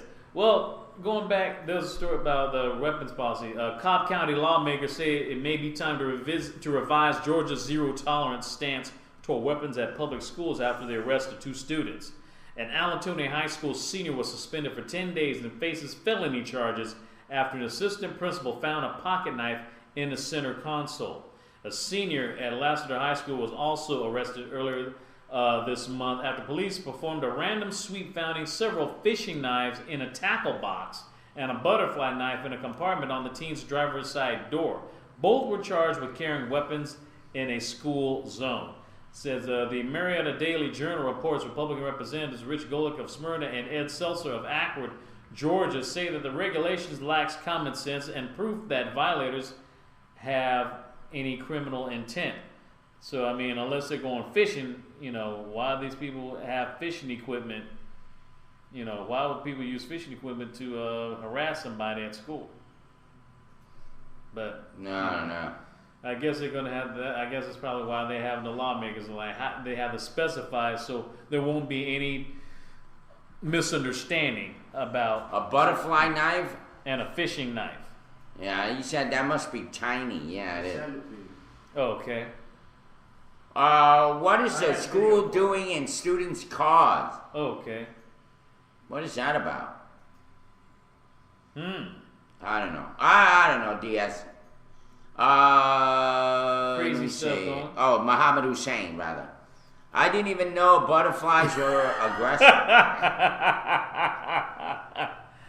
Oh my goodness. Well, of course, yeah. Here's a story that Ed was telling me about. I guess this will be the wing dang dinger of the hour, the real crazy, super weird one, because we already had the other one from the last hour about the guru castrated himself. Here's something that was really crazy. But Bridget, because I got the video. Take your Okay. trip to Florida, folks, because Yeah. they're giving away what? Free shotguns to fight crime. No, They want I would everybody to not be a need vigilante that. now. No. Robin McLaughlin has lived in her neighborhood for 25 years and never felt the need for a gun. I mean, everybody has the right to bear arms, but that doesn't mean, you know, that we should all have a firearm for our own protection. But one group is looking to arm Robin's neighbors. Volunteers with the Armed Citizen Project went door to door this weekend in Orlando's Sunshine Gardens neighborhood with these flyers advertising free shotguns. Yes, this is perfectly legal because what we're doing is we're offering, first of all, a certified gun instruction class, but we're not handing out the shotguns whatsoever. These guns have to be transferred through an FFL dealer. So that goes through a background check and everything else. Ron Ritter is the program director for the state of Florida. He says the group works with gun manufacturers and dealers to get free shotguns or discounted shotguns that are then passed on to the homeowner. It's been overwhelming. People Obama love guns. it in Florida. We have groups that have joined up with us from southern Florida, Orlando, Tampa, Sarasota, everywhere that are now, you know, jumping along board with this. I mean, everybody with a shotgun, I don't think that's a very good idea. It tempers flare. The least little problem is going to be neighbor against neighbor. The Armed Citizen Project has not yet handed out any guns in Florida. The group is just getting started in this state. They say, though, they have been very successful in Texas. In Orlando, Stephanie Culp, WESH 2 News. Wow. But it's hard to believe that he would even put himself in a room like that with a guy knowing that he had a gun. Or at least... No, I don't Should've think Jimmy known. Kimmel gonna get on this particular. Well, my question video. is, where he had that motherfucker, it must have been hurting his nutsack. God damn. Yeah. Woo. Did anyone hear whether somebody was held accountable or no? If there That was video what? for that If it was- guy killing himself, was anybody ever held accountable for that? Or? No, somebody just sent me, one of our viewers sent me the video. Yeah, wow. Well, thank you, whatever. Here Forever sent it to me. Here Forever, thank you, Here Forever. Okay. By the way, was that a fake Here Forever or was that a for real? They were thinking we get us to violate his mother, right? Totally forgot to follow protocol, yep. We never hear those things. Sometimes I guess, you know, whatever. That's true. Did anyone hear if anybody was accountable? He says it's real. All right, well, Well, yeah. that was People some don't- yeah, real people don't- yeah. sloppy, obviously, thank God that officer wasn't the one that was shot in the head. Yeah. That guy was in that room. He was on a suicide mission. And it would have been real easy for him to blow that cop away and then take himself out. Yes. So yes. maybe that guy getting his water, maybe he got lucky then. Exactly. You probably. Yeah. Yes. Yes. Speaking of which, Very lucky. I mean, not saying that the person may be from this region of the area, Middle East, but I'm just saying he looks kind of familiar. But speaking of which, there's a story from CNN that says Saudi cleric warns driving could damage women's ovaries. Says a leading Saudi cleric, a physician, warned women who drive cars could cause damage to their ovaries and pelvises, and that they are at risk of having children born with clinical problems, quote unquote. Sheikh Saleh Al-Lanhidan widely derided remarks have gone viral as activists claim a website urging women to defy their country's driving ban has been blocked in Saudi Arabia. If a woman drives a car, Al-Lanhidan told Saudi news website sabq.org in an interview, it could have negative physiological impact. Medical studies show that it would automatically affect a woman's ovaries, and it pushes the pelvis upward. In the country from joining a popular online movement urging to them to stage a demonstration by driving cars on October 26th. Something's up. The computer seems to be basically, working on its own. Basically, some people have been saying over there in Saudi Arabia, they said that these comments that the Sheikh said were a way of trying to attempt to discourage women to join a popular online movement which urges them to stage a demonstration by driving cars. Basically, like a sit-in, it's a drive-in, so to speak, a drive-in protest, which will be on October 26th. Because in case you didn't know, it's against the law for women to drive in Saudi Arabia. So for them, but they're gonna drive around in a sand lot. I mean, place is all sand anyway. Well, there are some paved I bet you they can sit on a camel. Yeah.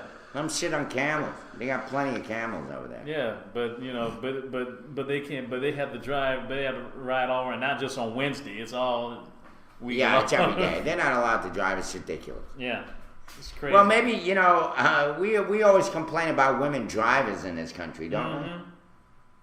We always say women drive the worst or whatever. Over there, they want to make sure that doesn't happen, I guess. Who knows?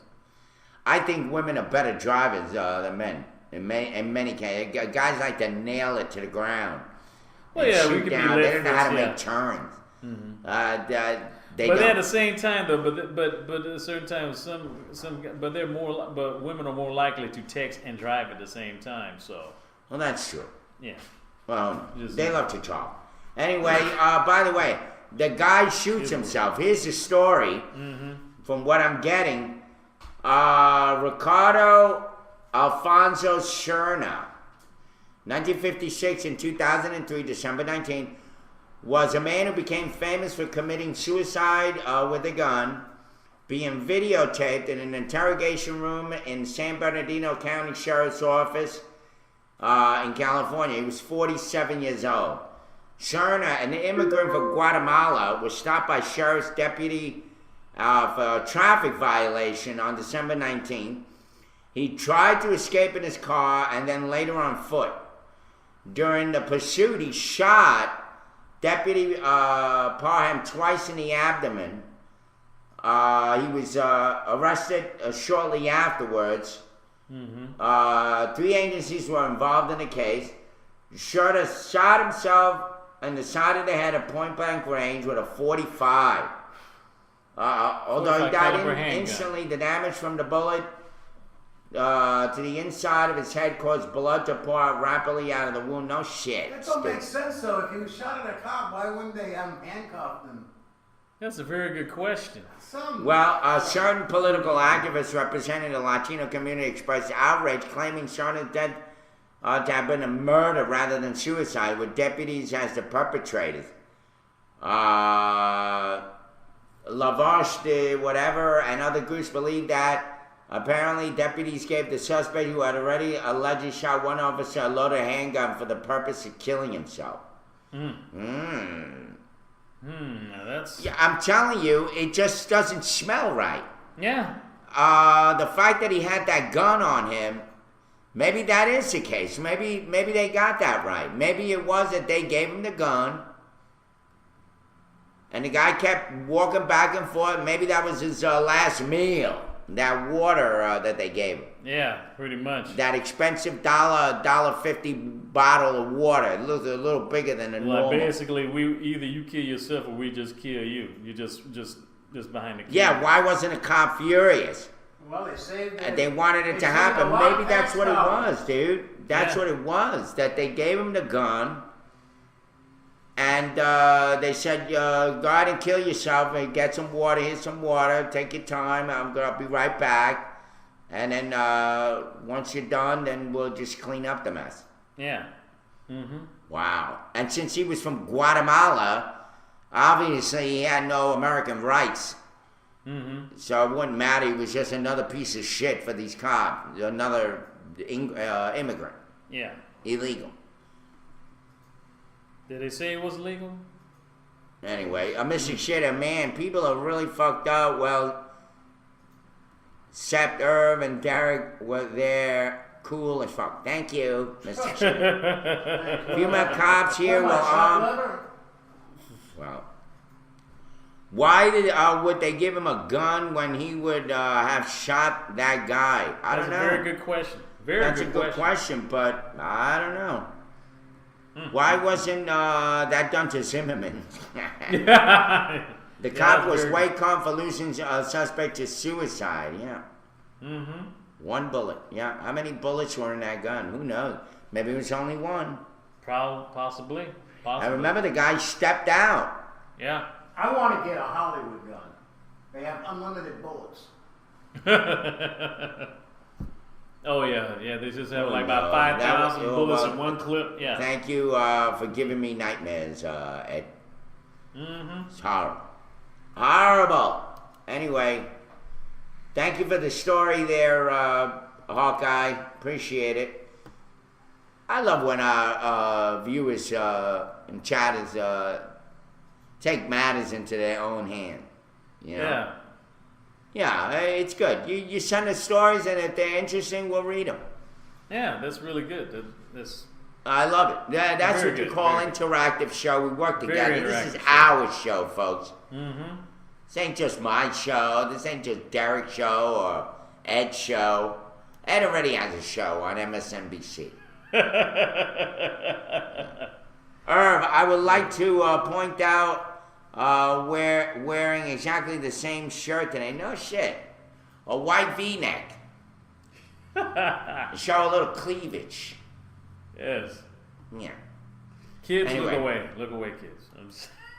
I love it. I always ascribe to be like my chatters, especially a Mystic Shitter. Uh-huh. Yeah. I'm pretty much a Mystic Shitter myself, right? Yes.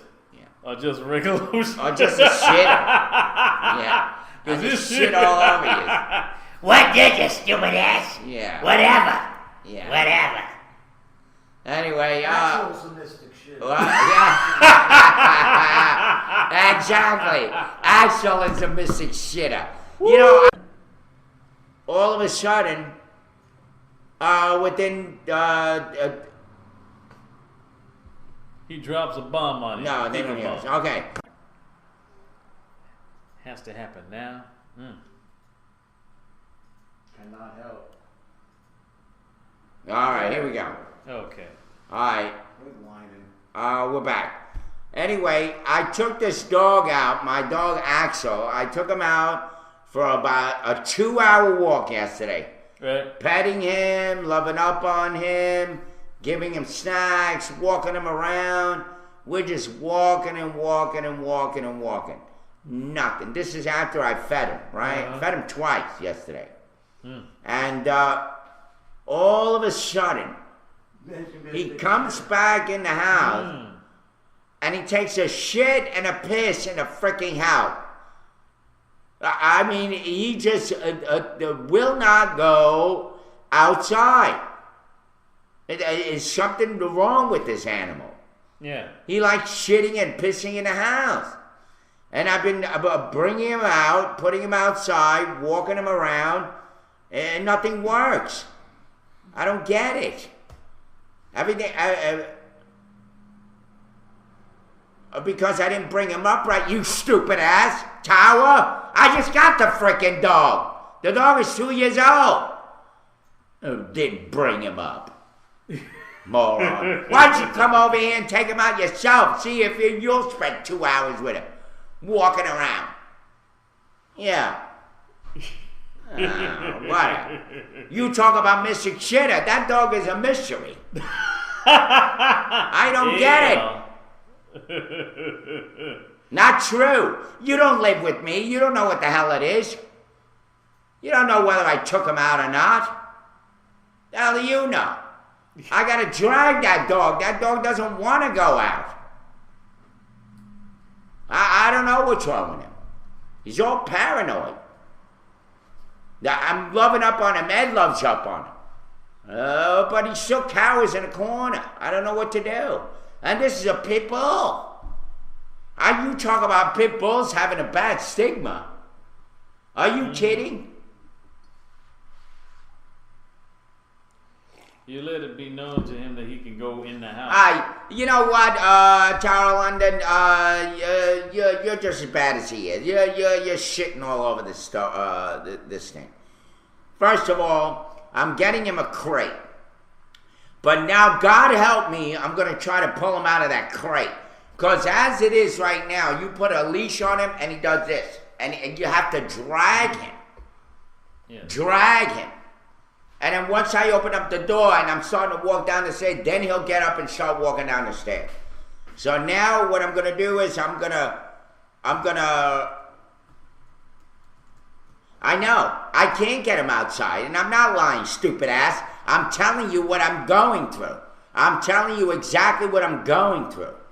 I have to drag him out. Now, maybe you're used to abusing animals, but I'm not. I'm not going to take that dog and drag him across the floor every time. And so now he's in the front room where I don't have to drag him down that gigantic hallway that he was hanging out in. Now he's in the front. Now I'm able to just drag him to the door, and then he goes out. And that's exactly what I've been doing. It's either that or he's going to go in a shelter. Yeah. Yeah, I expect him to shit in the toilet. Exactly. And the toilet is outside. That's where it goes. Anyway, to me, it's kind of abuse. To me, it is. Because he doesn't want to go out. He just is afraid. He's paranoid. First of all, I live near the streets. He can't stay in the cars. He freaks out on them. So I have to take him all the way around to the back of the subdivision at night, in the evening. During the daytime, he stays right here in the front now. I bring him outside and he stays on the front. His food, his water out there. He's on a long leash. He can run around if he wants. But even that, he sits in a corner. He doesn't do anything. And this, by the way, really puts to shame any stigma about what they have with pit bulls. Pit bulls are not aggressive animals. And won't do it. It's taught that way. They're taught to be aggressive. Yeah, it's all right. I have to take him out, which is what I'm doing. I'm taking him out. I've been taking him out now for about a week, and it's still not working. I take him out for 2 hours, an hour, he doesn't go. What am I going to do? I'm going to put him in a crate like DS told me to do. Put him in a crate. Then take him out. Hopefully I don't have to drag him out of that crate. And then give him a snack once he goes to the bathroom. That is if he does. Mm-hmm. That's it. That's all I can do. I was going to get rid of the dog, but I figured I saved that dog. He was about to be executed the next day. I'm not going to go and put him back in the shelter where they're going to kill him. That's not going to happen. He's a good dog. I love the dog. What can I say? So, carry him out before leashing him. Well, he's a big dog. Yeah, he's almost as big as he is. Almost as big as me. Yeah, exactly. Yeah. But anyway, so we'll see what happens. You can tie him outside for an hour a day, and then it's up to 2 hours to let him get used to being outside. I know he's been out most of the morning, like I said, but again, he sits and cowers in a corner. He won't walk around. He doesn't do any of that.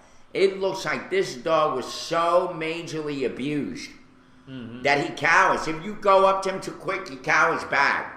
I mean, this is a pit bull. And but he's a sweetheart. He's got the most beautiful eyes. Yes, it does. Yes, it does. I'm trying to take care of that now. He's a beautiful little dog. As a matter of fact, I have love and patience will win the day, exactly. And like Anthony says, you have to take him out. You have to get him used to it. That's what I'm trying to do. And so we'll see what happens. In the meantime, I've spared him. And because they were going to, like I said, they were going to put him down the next day. They had to open up the shelter to go back into the shelter to get the dog out. They put him in an animal hospital, gave him all the shots, and they fixed him up for me and everything. And they brought him about a week and a half later. So for me to do anything with this dog other than just love up on him, like you said, Anthony, love up on him, take him out, train him, it's going to take a while, Yeah. Isn't it weird? Sweet and Pitbull don't belong in one sentence. Well, in this case, it does. Yes. This is the sweetest dog in the world. He does not bite. He doesn't even bark. Yeah, I've never heard him bark. Never heard him bark. He talks to me. The path to hell is paved with good intentions. Yeah, whatever. Thank you, Hoodie. Speaking of the path to hell, we need the path to hell. Yeah. Speaking of hell, we're going to talk about heaven. How's that? We're going to go in the opposite direction. And this day, by the way, this is what I do. I make sure that my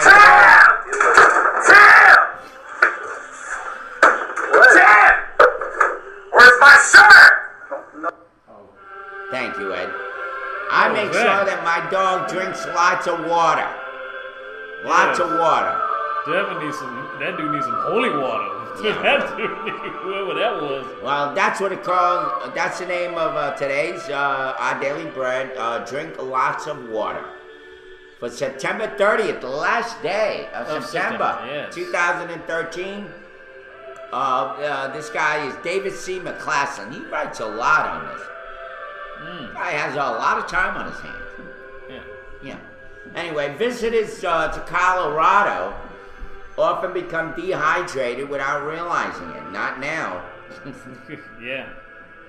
The dry climate and intense sun, especially in the mountains, can rapidly deplete the body's fluids. That's why many tourist maps and signs urge people to drink plenty of water. In the Bible, water is often used as a symbol of Jesus as the living water who satisfies our deepest needs. So it's quite fitting that one of Jesus' most memorable conversations took place at a well in John chapter 4, verse 1 through 42. It began with Jesus asking a Samaritan woman for a drink of water in verse 7. It quickly progressed into a discussion of something more than Jesus said to her. Whoever drinks of this physical water must thirst again. But whoever drinks of the water that I shall give him will never thirst. But the water that I shall give him will become in him a fountain of water springing up into everlasting life. Verses 13 and 14. As a result of this conversation, the woman and many people in the village where she lived came to believe that Jesus was the Christ, the Savior of the world. Verse 42. We can't live without water, nor can we truly live now or eternally without living water we receive from knowing Jesus as our Savior. We can drink of his life-giving water today. Gracious and almighty Savior, source of all that shall endure, quench my thirst with living water clear and pure. Vinal. Only Jesus, the living water, can satisfy the thirsty soul. And your Bible read for today is in John chapter 4, verse 14. The water that I shall give him will become in him a fountain of water springing up into everlasting life. There you have it. There you have it. Yes. Daily bread for today. Thank you, Derek. That was slow applause. Yes, thank you. Amen, Hoodie. Thank you. Feed your soul. That's right. I do have some news, I guess, maybe pertaining to that, at least from this story. Wait a minute. Hold it. That's not true, Ed. Don't go around spreading that he doesn't like me. The dog is paranoid. Don't say that. All that does this to it. And he does this to it. All right? All right? So cut the shit. Just like Anthony. You got All right, whatever. Anthony wasn't trying to get on your case. I know. And you took it But back. don't say he doesn't like her. It was a joke. Just because, whatever. Irv, I see you have chest hairs. It doesn't look like a taco meat, does it? Like Too No. sensitive. Yeah. Maybe. Too Kanye-ish. That's... All right. Well, go ahead. Well, anyway, I just want to say, speaking of something, I guess more.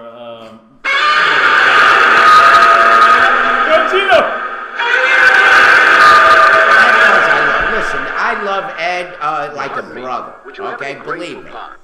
This is our brother's fight, but we make up. Yeah. No big deal.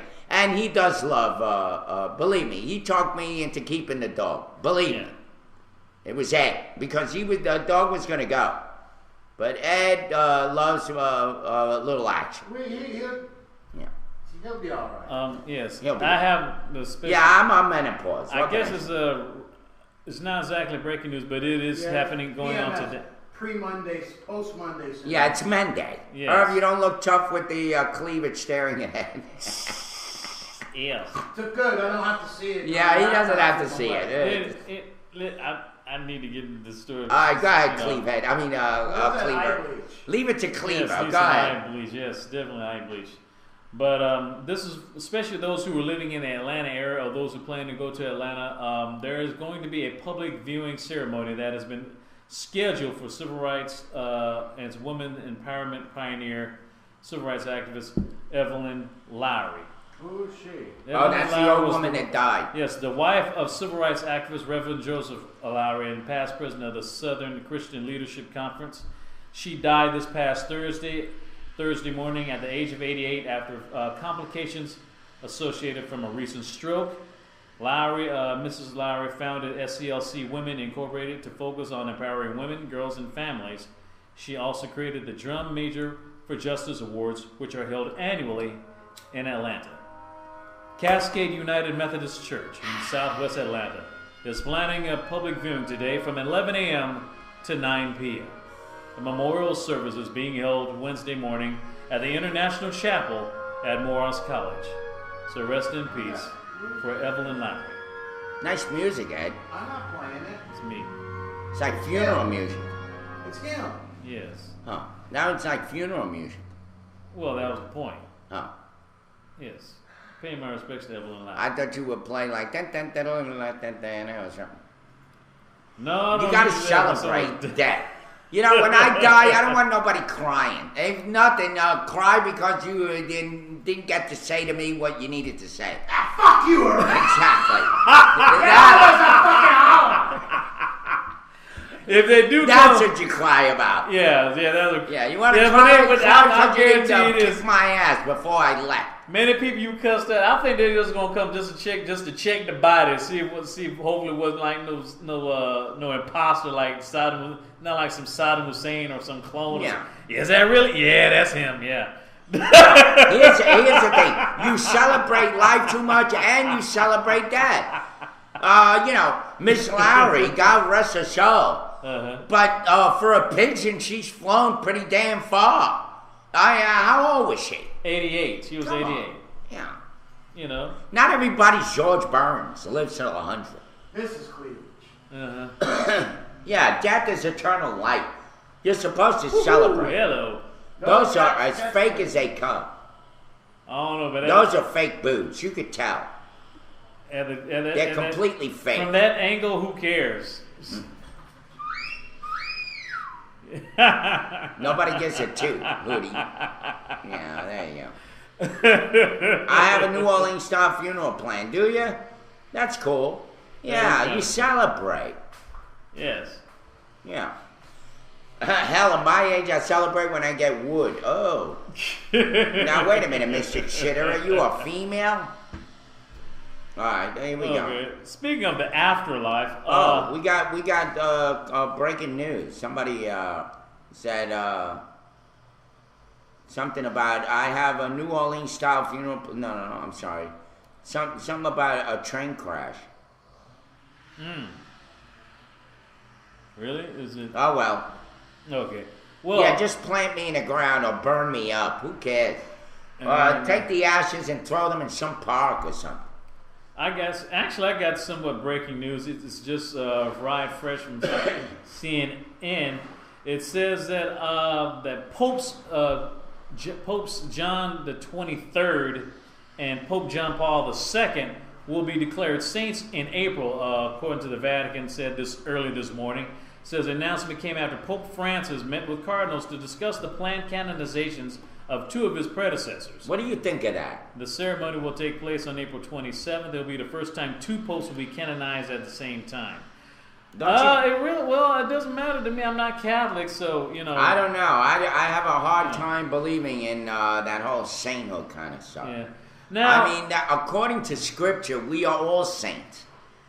That's what it says. So to me, that's all hocus pocus.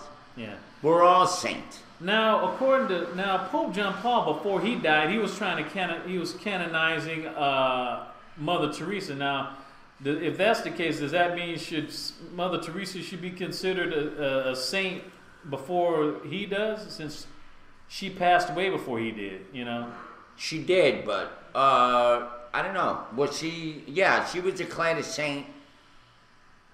I think by John Paul II or something. Okay. Yeah, what miracle did he perform? Yeah. Well, it says to be named a saint involves a series of steps, but the qualifications are straightforward, according to veteran Vatican analyst John Allen. It says that you put a holy life and two miracles together according to the Catholic system. The calls to canonize Pope John Paul began even before he had been buried. People attending his funeral in 2005 held banners saying "Santo Subito," short for "Make him a saint now." And bypassing the normal 5-year waiting period, Pope Benedict XVI set in motion the process to canonize his predecessor. John Paul says to have miraculously cured Sister Marie Simon Pierre, a French nun stricken by Parkinson's disease, several months after his death. The church says the second miracle occurred when a Costa Rican woman with a brain aneurysm recovered after praying to John Paul. It says Pope John the 23rd is revered for his role in the Second Vatican Council. Is only recorded to have performed one miracle after his death in 1963. Yeah. So basically, he's considered to have cured a French nun and a Costa Rican woman, and Pope Francis have decided that there are sufficient grounds to canonize him. So I guess he qualifies, I guess. Well, here's the thing. What's unusual about this, I was watching a program on Georgia Public Broadcasting, or Public Broadcasting. GPB, right? Yeah, called The Early Christians, or something like that. And, you know, during that time, there were all these different SECTS, sects. Mm-hmm. With my Brooklyn accent, it sounds like sex, but it's sects. Mm-hmm. Why don't you say the word? Sects. Yeah. S-E-C-T. Yeah. Yeah. And in different areas, they were. Some of them didn't believe that even Jesus was human. They said he was more like a spiritual force or some craziness. I mean, it took almost like 350 years for all the Christians to accept all four Gospels. Some of them were only accepting one Gospel. Some of them were accepting another Gospel. Some of them were still believing in the Jewish law. And, you know, it was all screwed up initially. And even now, it's still screwed up. I mean, you know, it's still got all these divisions in it. And that's the way it was from the beginning. It doesn't seem like anybody's really got it right. I don't know. I mean, that's why I'll just stick to the Bible, and if I'm wrong, I'll just go to God and say, hey, you know, I went by what you said. I mean, what else am I going to do? I didn't go by what that guy said, or I didn't go by what that guy said. Mm-hmm. So, exactly, read the Bible. That's right. And he was in the flesh, I know that. What I'm saying is that in those, in the early time, when the movement was beginning, people were all confused all over the Middle East. I mean, Rome was all screwed up. They were killing Christians left and right. And it depended on the area that you lived in, that you believed in a certain way of performing the act or whatever. They were all screwed up. Mm-hmm. You know? Well, I was going through Wikipedia about Mother Teresa. It says she's known as the Blessed Teresa of Calcutta, MC, commonly known as Mother Teresa. She was the recipient of honors given, including the 1979 Nobel Peace Prize. In late 2003, she was, well, I guess she's not become declared a saint yet. She has been beatified, which was the third step toward possible sainthood, given the title of Blessed Teresa of Calcutta. A second miracle was credited to her intercession is required before she can be recognized as a saint by the Catholic Church. So I guess if someone prays to Mother Teresa and there's a miracle happens, then she would be considered Saint Mother Teresa. Admired and respected by many, she has also been accused of failing to provide medical care or painkillers, misusing charitable money, and maintaining positive relationships with dictators. Yeah. By the way, maybe that's probably why she hasn't been called a saint yet. But here forever, reading John. Okay, John, little John, the John that Jesus said. And he said to himself, I'm the disciple that Jesus loved. Well, Jesus loved all his disciples. But the difference was that John was the youngest disciple. Yeah. So he was a teen. He was a young kid. And with any adult, you know, when you see the young man who's one of your followers, you tend to lean towards him. He's the young one. He's the one that I love. And he felt that he could say that because, in fact, he was the youngest one. Not only that, but he was the only one that did not die a martyr. And he had the best recollection because you and I remember things when we were kids. Yeah. And we remember them better if we experienced them as a young kid. Yeah. And so he was all the told other to guys take were care of his mother Mary. Exactly. That's why, John was there when he was crucified. Correct. But he was the youngest disciple. He was the baby Christian. And so that's why he felt that Jesus loved him, because Jesus did love him, showed his affection as the younger one of all of them. All the other ones were jaded and stupid and sometimes to the point that Jesus had to rebuke them. But with little John, he was very, very, he loved him. He loved him to death because at that point, he was the youngest one. He also died in the island of Patmos, right? Yeah, after finishing the book of Revelation. After finishing the book of Revelation, he had the best recollection. He was the youngest one. And that's why it is what it is. I'll pray for you, Michelle Stacey. Boy, you need it. Anyway, there is no God. I was trying to check. There's no God in your life. I was trying to check what was the number one movie this weekend was Cloudy in Case. Oh, by the way, there is a God in your life. It's called a gun. Yeah. St. Smith and Wesson. Man. Exactly. It's called a gun. Yeah. A gun and a guy's penis. Because obviously you love that too. Yeah, you go out and have sex with a preacher. Cloudy with a Case of Meatballs was the number one movie this weekend. Well, the sequel of it. Made $35 million. She says I praise the penis. you know, you need more than holy water. You need to drown in it. All right, what do we got? More sports? No, I was trying to find what was the #1 movie of this weekend in the top 10, but yeah, #2 was Clad with a Chance of Meatballs 2, which is not to mistake with Meatballs. The movie you know, you are a spunky. That's an animated broad. film. I'm sorry. Go ahead. But Prisoners, the movie with Hugh Jackman and Jake Gyllenhaal, that's its second place. It's #2 right now. I don't know what the other three, but that's all I have. You got birthdays? Oh yeah, we do have. Let's do some birthdays. Yes, we definitely have birthdays. Hey, Anthony, what are we going to do on December 19th for your wife's birthday? We have to do something really special for her. Believe me, for her putting up with you, she needs to celebrate. We need to celebrate for her. Yes, indeedy. We'll figure something out. We got to make it really special this year for her. She made it special for you on your birthday. You remember that? How much time and effort she took? We got to make sure that we go gangbusters and making sure that we have the best birthday for Heather this year. I wish December 19th would. Oh, it's coming up. Well, it is coming up. Yeah, soon, it's coming up very soon, Ant. Yes. September 30th birthdays. I want to say a shout out to my uncle Melvin Lewis Barrett. He's 59 today. Turns 59 years old. Happy birthday to you, yeah. Uncle Melvin. Also, celebrity birthdays, I should say. Fran Drescher, the nanny. She was nominated for 2 Emmy Awards and 2 Golden Globes for her role of Fran Fine from The Nanny from 1993 to 1990. That was a funny show. I like the mother. The mother funny. and the grandmother were hysterical on She was that. actually kind of hot. Her voice was grating, but you know she's still kind of hot. Fran Drescher turns 56 today. Grammy Award-winning rapper became known for his auto-tune in his album Epiphany, which reached #1 on the Billboard. The rapper T-Pain.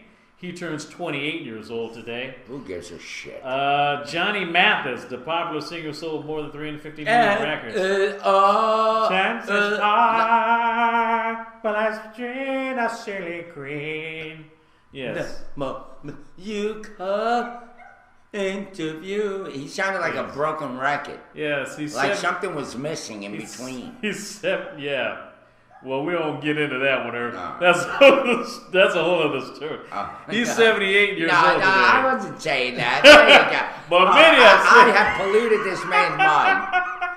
Yeah, it's a good one. Happy birthday, Johnny Mathis. Unbelievable. He's 78 years old today. Barry Williams, also 59. Who would have known? Yes. Barry Williams, he turns 59 years old, best known as playing the oldest son, Greg Brady, from the Brady Bunch. Barry Williams, he's 59 years old. Here's a story. Yes. Of an ugly lady? Okay. Yeah. I think she was banging him, by the way. Well, they did have a date after the show ended. Yeah, something happened. Because, her husband was gay. Oh, yeah, so she had to date somebody, I guess. Yeah, I guess. Why not? The incest. Yeah. All right, what else? Exotic Italian actress, Bellissimo, the beautiful woman who was featured in the sequels of The Matrix movie sequels, Monica Bellucci. She turns 49 years old today. Beautiful, beautiful Italian actress. Kieran Culkin, who gained fame for playing Macaulay Culkin's cousin in Home Alone, who was the real life brother of Macaulay Culkin. Kieran Culkin turns 31 years old today. Angie Dickinson, the Hollywood beauty who starred in John Wayne and Rio Bravo, who also had her own show in Policewoman back in the 70s. I remember that. That's a good show. She's 82 years old today. Angie Dickinson. Yes. Yeah. Jenna Elfman. I'm quite sure she did back during the 70s. Yeah. Jenna Elfman, actress who played in Free Spirit Dharma Montgomery on TV's Dharma and Greg back on ABC. She turns 42 years old today. Who's that? Beautiful blonde actress, Jenna Elfman, comedic actress. She had some roles on TV Dharma and Greg. She had a couple episodes on the worst shows on television. 2.5 Men. Ugh. Oh yeah, Lacey Chabert. She played on Claudia in The Party of Five and the voice of Eliza Thornberry in The Thornberrys of the animated show on Nickelodeon. And who was the original voice of Meg on Family Guy, believe it or not, the first season. She played the original voice of Meg on Family Guy, which was replaced her by Mila Kunis formula of the 70s show. Lacey Chabert. She played the youngest girl on Party of Five, by the way. She turns 31 years old. Such a cutie. That's really dragged out there. And I'm on Twitter in case you want to check me out. Next. Stacey. Yes, Marilyn McCoo sang the song "It Takes Two" with her husband Billy Davis Jr. She turned, and one of the former hosts of Solid Gold back in the 80s. She turned 70. And didn't her husband die? I don't know. Oh. Her husband was Billy Davis Jr., not Sammy. Yeah. Yes, okay. Truman Capote, eccentric author of Breakfast at Tiffany's. Yes, he died in 1984. He was born on this day in 1924. Marion Cotillard, French Academy Award-winning actress known for her star in La Vie en Rose in 2007 and the antagonist in Inception in 2010. She turns 38 years old today. Martina Hingis, young tennis champion who began her Grand Slam junior title at age 12. She turns 33 years old. Dominique Moceanu, part of the Magnificent Seven of the 1996 Olympic Games, Magnificent Seven back in 96 in Atlanta. She was at 14 years old. She was the youngest U.S. gymnast ever to win Olympic gold medal. As I said, back in 1996 during the Olympic Games. In Atlanta, she turns 32 years old today. Marty Stewart, country singer, who incorporates honky-tonk rockabilly into his musical style. Marty Stewart turns 55 years old. All right, couple more. Big-time names.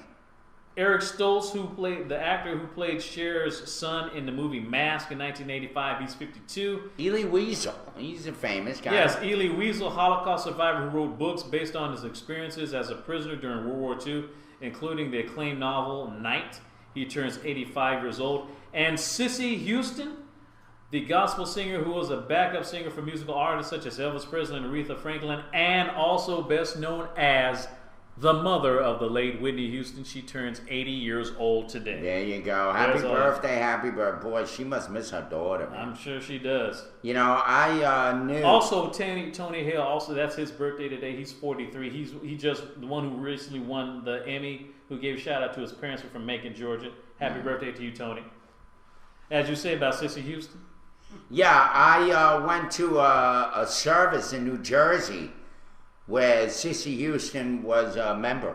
Mm-hmm. And that was the one I told you about where they were having the so-called Holy Spirit effect. They're jumping up and down and all that. Now, I'm the only white guy in the church wearing a blood red shiny shirt with black pants and black shoes, and I was sticking out like a sore thumb. You must have thought it was going to be a Vegas funeral. I don't know what it was.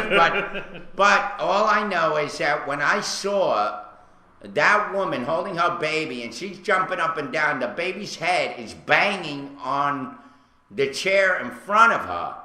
Mm-hmm. I said, wait a minute. This is crazy. The Holy Spirit is banging a kid's head? I mean... What is that all about? They get like demon possessed. The only people that you see rolling and foaming at the ground and throwing themselves on the ground in the Bible are the demon possessed. That old crap with them jumping up and down and falling on the floor, that's called demon possession in the Bible. None of that. The Holy Spirit doesn't come in and visit and then leave. Once it's inside of you, it's always in there. This is crazy. Mm-hmm. This is the false religion that's out there with those preachers that scream at the top of their lungs, Bible thumping all the time, and then pretending that the Holy Spirit's entering them, and they all dancing around like this, foaming at the mouth. The only ones that I see in the Bible, like I said, are the little demon-possessed boy. And when it burns. Exactly. And when even Jesus said, "What's wrong with him?" I know people want to say, "Man, kill that BS." Speaking of which, that's our word for today. Word origins by John Ato. Yeah. Wordsmith. Our word is kill, which our show is going to be in about 3 minutes. Kill, the word kill. The Old English verbs for kill were slain, S-L-A-I-N, S-L-E-A-N. Modern source of the modern English word slay or slewelyn, C-W-E-L-L-A-N, which has become a modern English quell.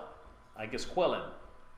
The latter came from a prehistoric Germanic qualjan, which has been suggested may have been a variant of kuljan that could have become Old English kilan.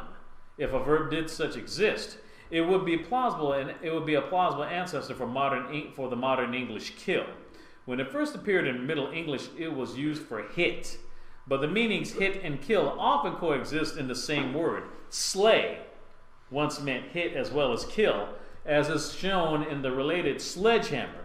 The sense deprived of life emerged in the 14th century. So there you have the word origins for the word kill. And also, who said it first? Who said this first? Yes man.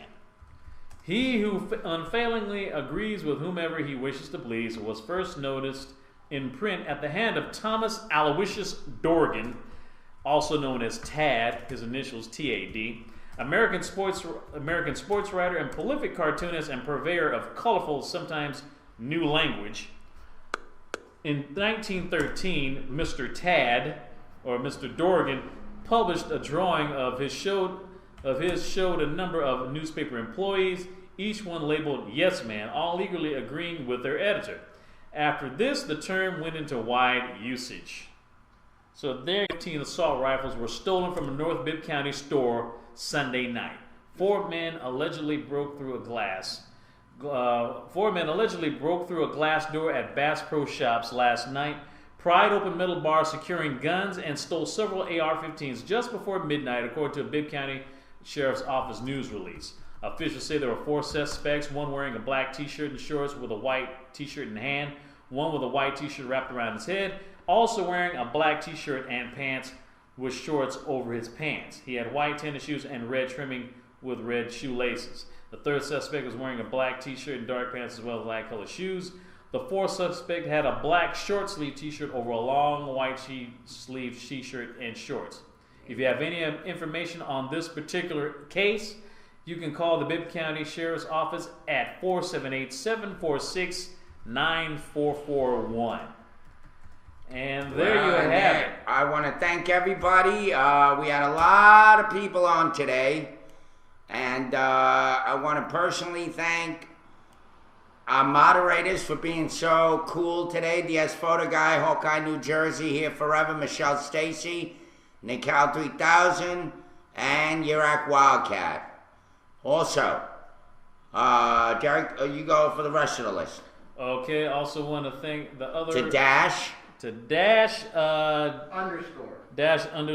DJ Azrael, Emo Masturbator, Lady K1, Master Meatballs, Mystic Shitter, Smell My Finger, Snow Sparks, Too Much, Tower of London, Ant, aka Ant, Vapor J, Wartown, and Watchdog 1. Also, we had Saibuki on earlier. Thank you. And who else? We Good Time Radio. Yeah, Good Time Radio and LWR.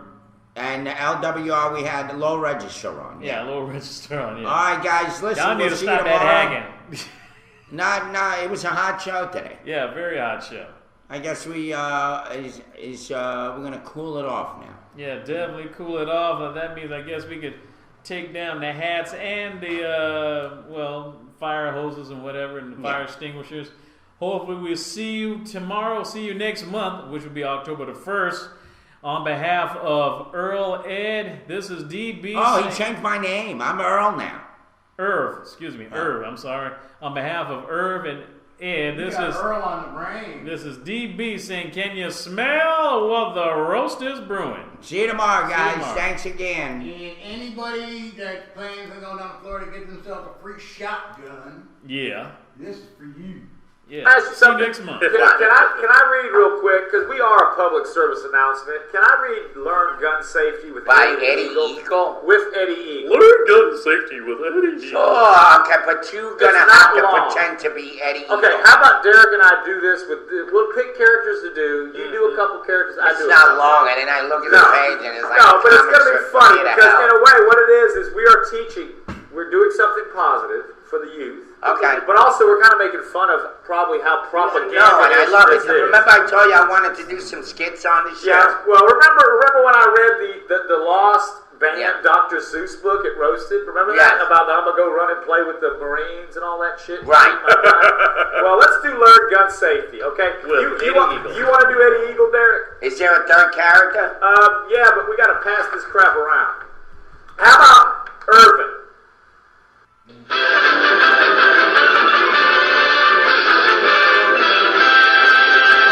I'ma blow you to smithereens.